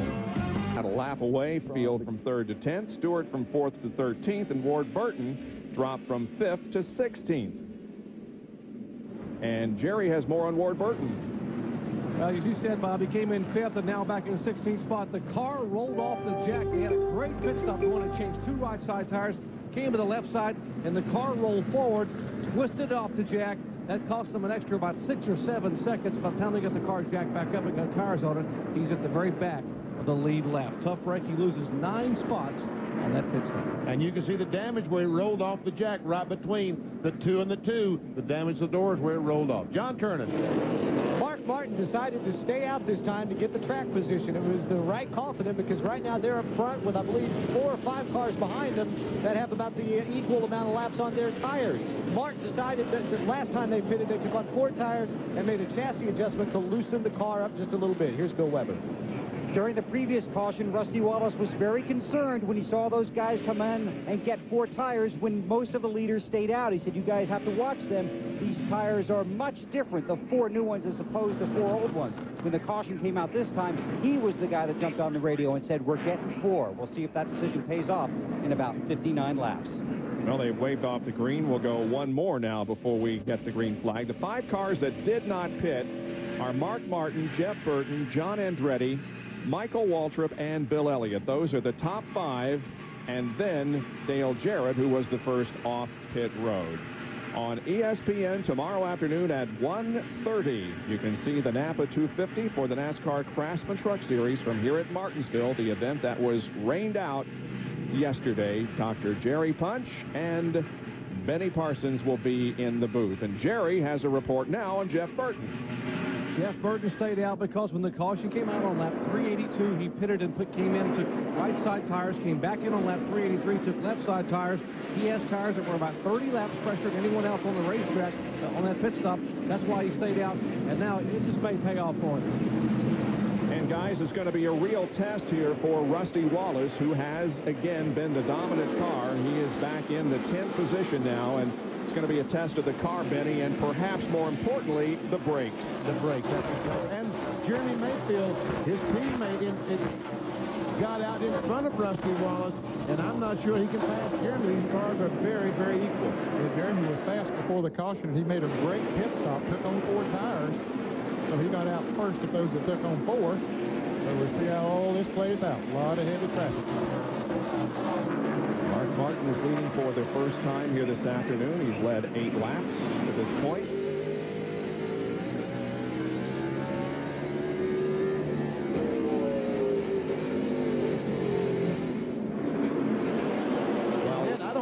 I don't know that they can get back through all this traffic to get in front. Jeremy or Rusty or any of these guys. No, they're not only having to battle the cars that are on the lead lap, but they're having to battle these lap cars as well. And that is holding them up big time. As a matter of fact, Johnny Benson goes by Jeff Burton. Benson is a lap down, but a couple laps down. Trying his best. He feels like he's faster than Burton. Went by him. This is the battle for second between Jeff Burton and John Andretti. John Andretti driving for Petty Enterprises, and again we mourn the death of Lee Petty, the patriarch of the Petty family, who died this past week. Services were held on Friday. What an unbelievable guy Lee Petty was. He was a great racer and just a fine individual. I've said all week long since he passed away that he set the standard for families in this sport. It really does. Andretti is the defending champion of the race. Started second and won last year. And we see Jeremy Mayfield gets under the 4 car, takes over that 8th position from Bobby Hamilton.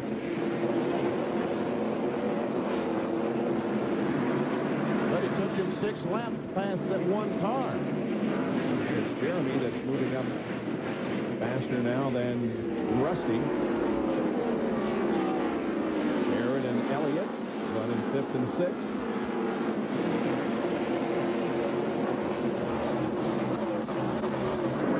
Michael Walker there in front of Bill Elliott, still hanging on that 4th position.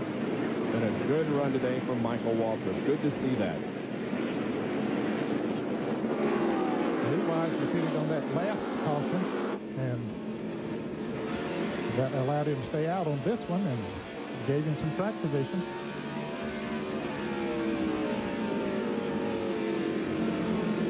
When Rusty Wallace was leading the race, we were thinking about the possibility of our first repeat winner for the year 2000. But now with Mark Martin up front, we think about the possibility of continuing this streak of different winners to start the season.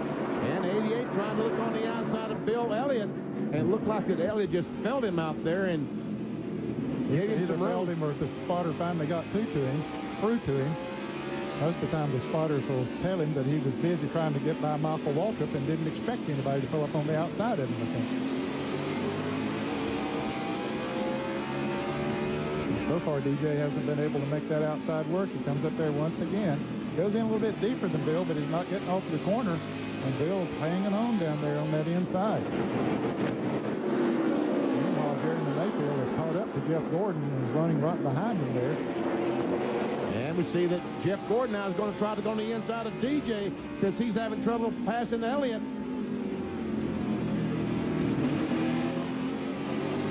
And looks like DJ trying to... He was the aggressor. Now he needs to be a little defensive.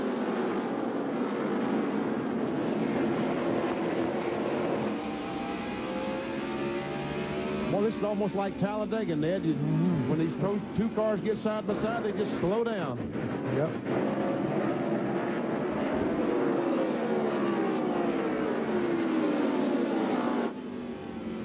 The Die-Hard 500 from Talladega next Sunday on ABC as we continue to cover the Winston Cup Series in the year 2000, NASCAR's longest and fastest racetrack.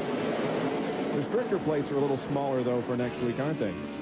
Yeah, they slowed them down. They took about 20 horsepower away from the cars, but they did allow the teams to work on the springs and shock absorbers. So I think the speed will probably be about the same thing. Well, they continue to run side by side, lap after lap, Gordon and Jarrett. And Mayfield there he don't know which one to follow. He decided he's going to go with Jarrett. He thinks that he might be able to pull that outside deal off. I don't know. And there comes Bobby Hamilton in the 4 car. He's coming into it. Bill Elliott's pulled away from him since they've been running side by side here. And finally Jeff Gordon just kind of moves up the racetrack and takes that spot away. Yeah, here comes Mayfield. Well, DJ's got his hand full there now, Ned. He really does have, because Mayfield has 4 tires, 4 fresh tires. And then Bobby Hamilton, he's going to jump right in there too, if he can. Right behind Hamilton is Wallace. But the lead is being held by Mark Martin. He's about 1.1 seconds ahead of Jeff Burton. In 3rd place is John Andretti, then Michael Waltrip, and Bill Elliott. Now, Mark Martin, who has not won this year, is up front, but we have another caution, and Rusty Wallace takes advantage with a pit stop. Bill. Well, he came in and got 4 tires, no adjustments. They had no choice. This car that's been so good all day was just no good on that set of tires. So they came in and they gave Rusty 4 tires. He'll go to the back and try and work his way up. 467 laps on the board. It's going to be a tough battle. Several other cars have been on pit road, including Ward Berg. And Kenny Schrader among those on the lead lap. This most recent caution, which was the 16th, was because of a spin involving Steve Park, and here it is. And we see him going in the corner. The yellow car, some contact with Sterling Marlin, and around goes Park. Park shown back in 24th position, 3 laps down. Now watch this terrific move to get the car in the right direction. Fires the car and... Wow. When Steve Parks win a race, he'll know how to do those donuts in front of the start-finish line on him. Okay, we're getting the signal. 1 more lap to go, and we'll go back to green. Martin, Burton, Andretti, Michael Waltrip, and Bill Elliott are your top 5, and 468 laps are completed.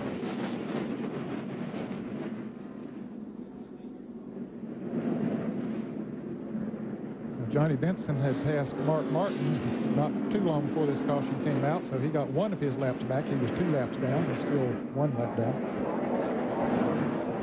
About 80,000 people on their feet here at Martinsville as they cheer the green flag and the resumption of the Goody's Body Paint 500 on lap 470. Mike Skinner, the Lowe's car on the inside, the blue and yellow car 2 laps down. Trying to get one of them back, racing the leader, Mark Martin. Mark won't fight him too hard. Says, okay, if you're going to pass me, go on now and get out of the way. Just let me do my thing here on the line that I want to run. Valvoline pays the big brothers and big sisters of America for every lap that Mark Martin leads. They pay $20. If Mark should win, they'll write a check for $5,000 to that organization, which has benefited to the tune of $276,683 so far this year. It's a nice gesture on their part. Very good call. That was really good strategy on Mark Martin's behalf when he let Skinner get by him. Because we can see he's starting to pull away just a little bit from Jeff Burton. And if he and Skinner had raced along side by side, like we saw Dale Jarrett and Jeff Gordon do a little bit ago. If we pan that camera back there, we'll see that same scene again. There it is. Yep. Side by side again.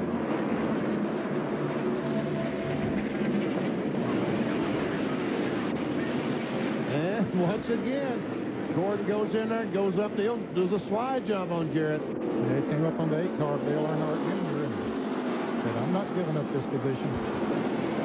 The most recent winner in the series last week at Texas, Dale Earnhardt Jr. 4 laps down here this afternoon in 25th position.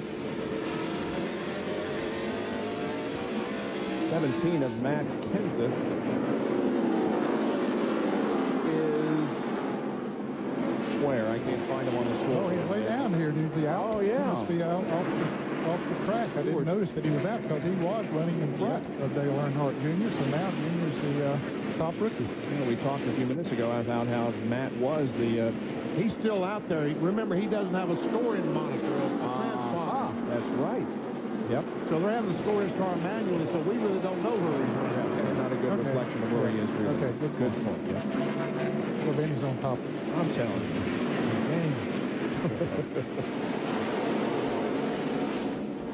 Well, Rusty Wallace, with the new tires, is beginning to move through the traffic once again. He's up to a battle with Tony Stewart for 11th spot. And that's Bobby Hamilton up there in 10th in the 4 car. And Chad Little is laps down in the 4 car, but, oh, and now we see Rusty getting back of the 97. But he made it through, it looked like. And Hamilton spins. Hamilton got the worst end of that deal. And if all these cars move, there's not a caution flag. And Mike Skinner still didn't get his lap back. And there's no caution flag with just 22 laps to go. Yeah.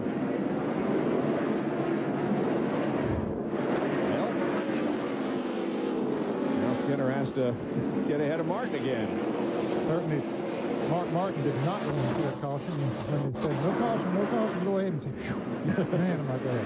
See, I think that Mike Skinner was holding up Mark Martin, and I think that he realized that, and he just moved over and let Mark go, because after all, this is the guy that has a chance of winning the race, and Mike Skinner is still, if he gets a lap back, he's still a lap down with just 20 laps to go.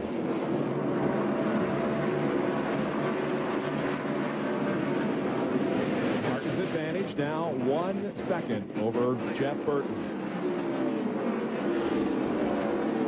Let's take a look at that most recent incident again, which did not bring out a caution. Better see Rusty going in the corner. You know, I said he got in the back of the 97 car. I don't know if that was the case or not. Rusty and both Bobby Labonte was able to get through. The big loser in that, yeah. Okay, I take that back. He did get in the back of the 97. The 97 got into the 4. The 8 and the 40 make contact. Good shot from the Pennzoil copter cam. Here's the onboard with Rusty and another spin down in 2. Sterling Marlin is off the racetrack, is on the racetrack, spun around. Now he gets going, so no caution. Yet, even though the leaders just came up on him, so they get going, no caution. Nascar kind of reluctant to throw the caution here in the last 20 laps of this race. We're down to 19 to go. And we see Jeff Burton up in 2nd spot. And the 4 car, Bobby Hamilton, going a lap down. In 16th. Boy, Jeff Burton is making a run for it as hard as he can right now, trying to catch Mark Martin.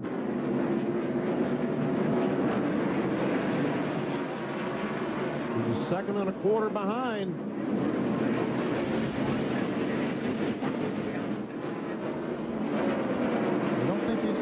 Off the turn, Mark is. I've been watching the last few laps, and he just doesn't seem to get that traction. Sterling Marlin coming down pit road. We'll see what happened to him out on the racetrack. This is over in turn 2. Well, hard to say. Let's see if we can tell. Goes down the corner. I guess, remember a few laps ago when the 1 and the 40 car spun? The 1 car spun this time, the 40 car spun, Jerry. Benny, I think what you're implying is that they may have a little disagreement going on. Exactly that's what happened, because a minute ago the crew went down to the 1 pit, started pointing fingers down at the Pennzoil crew, so there is some finger pointing right now. There's tire changing going on. Clearly gets 4 freshmen, and he's away.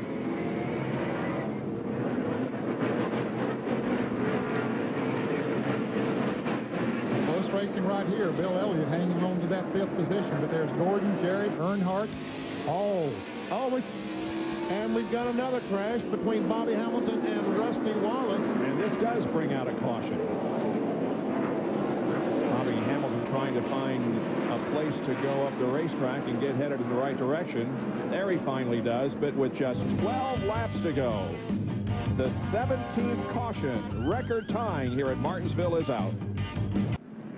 There are less than 10 laps to go here at Martinsville, and so when the lineup is given, we will have a single file restart. Here's the reason for the most recent caution. Rusty Wallace on board with him.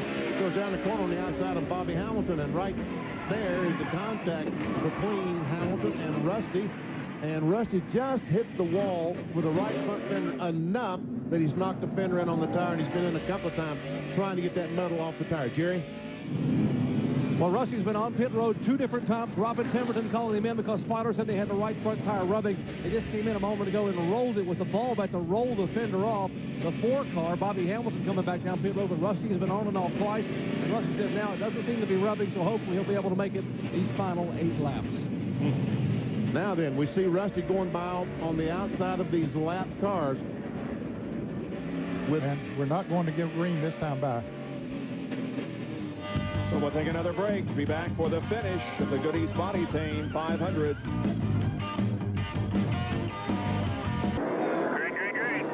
Just as you rejoin us, the green flag comes out for the final 7 laps of the race. And boy, did we have some scrambling right there. With And John Andretti goes around. Some contact with Michael Andretti. Stay high. They're all straight now. Won't be no yellow. With who? Yellow. You said Michael Andretti. Michael Waltrip? Michael Waltrip and John Andretti. I got the Andrettis and Michaels. And it was Michael Waltrip and John Andretti, I believe. And we see Bill Elliott trying to get on the inside of Tony Stewart and Jeremy Mayfield on the outside of Earnhardt. This is the battle for 8. Jeremy has the fresher tires. And Bill Elliott was a big loser in that. Dale Jarrett was a big winner. He went up to 5th. Jeff Gordon went to 4th. So they both were big winners on that one. Here comes Rusty. That's Jeremy there. Rusty's back there. He just passed Bobby Labonte and moved into the 11th position. Coming up on 3 laps to go. This will complete lap 497. And here goes Earnhardt back on the inside of Jeremy. He's trying to go on the outside of Elliott.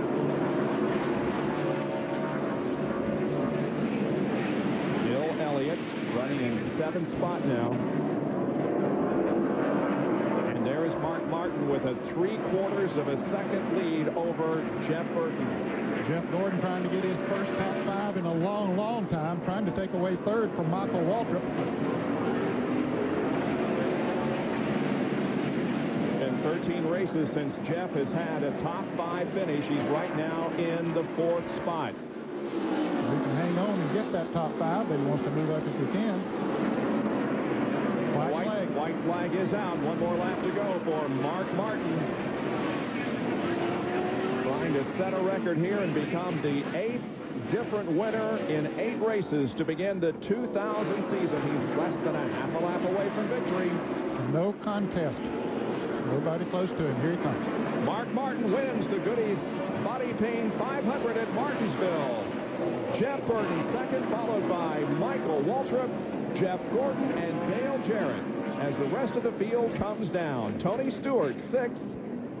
Mayfield, Elliott, Earnhardt, and Wallace complete the top 10. So indeed, Mark Martin, his first win since Dover in September of 1990, 15 races ago, the 8th different winner in 2000.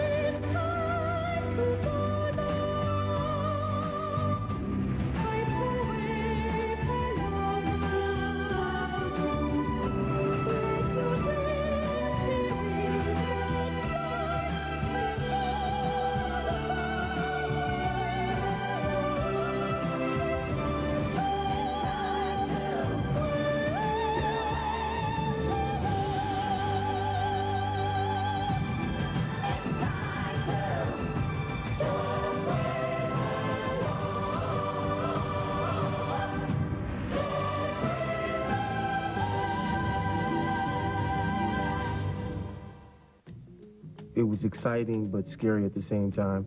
It was just like for the whole world to see what emotion I was going to have if I went early, if I went extremely late. That's the scary part about it, because you can't hide the emotions from the camera. The NFL Draft on ESPN and ESPN2. Exclusive coverage of every pick with all the inside information from our team of NFL experts. On screen, online, and on ESPN Radio. Saturday at noon on ESPN. Wow, I didn't see that in the store. This must be new. This sure beats standing in line. Oh, he's gonna love this. Jeff Burton and Frank Stoddard. Could I have your autograph? All the merchandise, all the drivers, all the time. The NASCAR online store at NASCAR.com. It's official. 16.8. We are going to have to work on that. ESPN's coverage of the Goody's Body Pain 500 from Martinsville Speedway being brought to you by Ford Motor Company. Better ideas. By Big Kmart. Changing for the better. And by Nation's Rent. For construction rental equipment, call 1-800-NO-SWEAT. Coming up next here on ESPN, Davis Cup 2000 single quarterfinal round match between Agassi and Novak. Mark Martin does set the record, becoming the 8th different winner this year, his first victory since last year at Dover. Let's go down to our McDonald's Winner's Circle interview and Jerry Punch.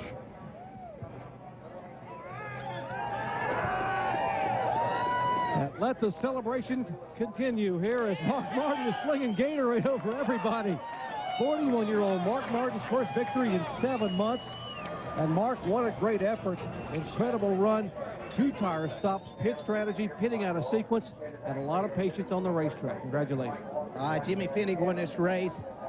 I got to thank Frank Stoddard and Jeff Burton. We were junk all weekend. And after practice was over, we just went to them on our knees and asked them what they had, and we put it in there. Jimmy Finnig won this race. The setup that they gave us made the difference. And, of course, this being such an odd racetrack, you know, we got away with the right pit strategy to put us in the front. We didn't have the fastest car, but I was running like a dog when I got that lead. And he got that win here in the 45th running of the Goody's Body Pain 500. Bob Jenkins, a new NASCAR record, 8 different faces in 8 different races. And you wonder when this streak is going to end, because a lot of good drivers who won last year have yet to visit victory lane in the year 2000. Here are the unofficial results with 14 cars finishing on the lead lap. We'd like to remind you that we'll be back next week with coverage from Talladega, the Die Hard 500 on ABC next Sunday. Join us at 4 o'clock Eastern Time this coming Friday for the all-important qualifying first round. Now take a look at the points as we head to the next event. Only a 36-point margin now between Bobby Labonte and Mark Martin. Jeff Burton moved up 2 in the point standings. Jarrett up 1. Mayfield and Stewart also gained 1 position in the point standings. Thanks for joining us here at Martinsville this afternoon. Mark Martin wins at Martinsville. Coming up next, tennis. This has been a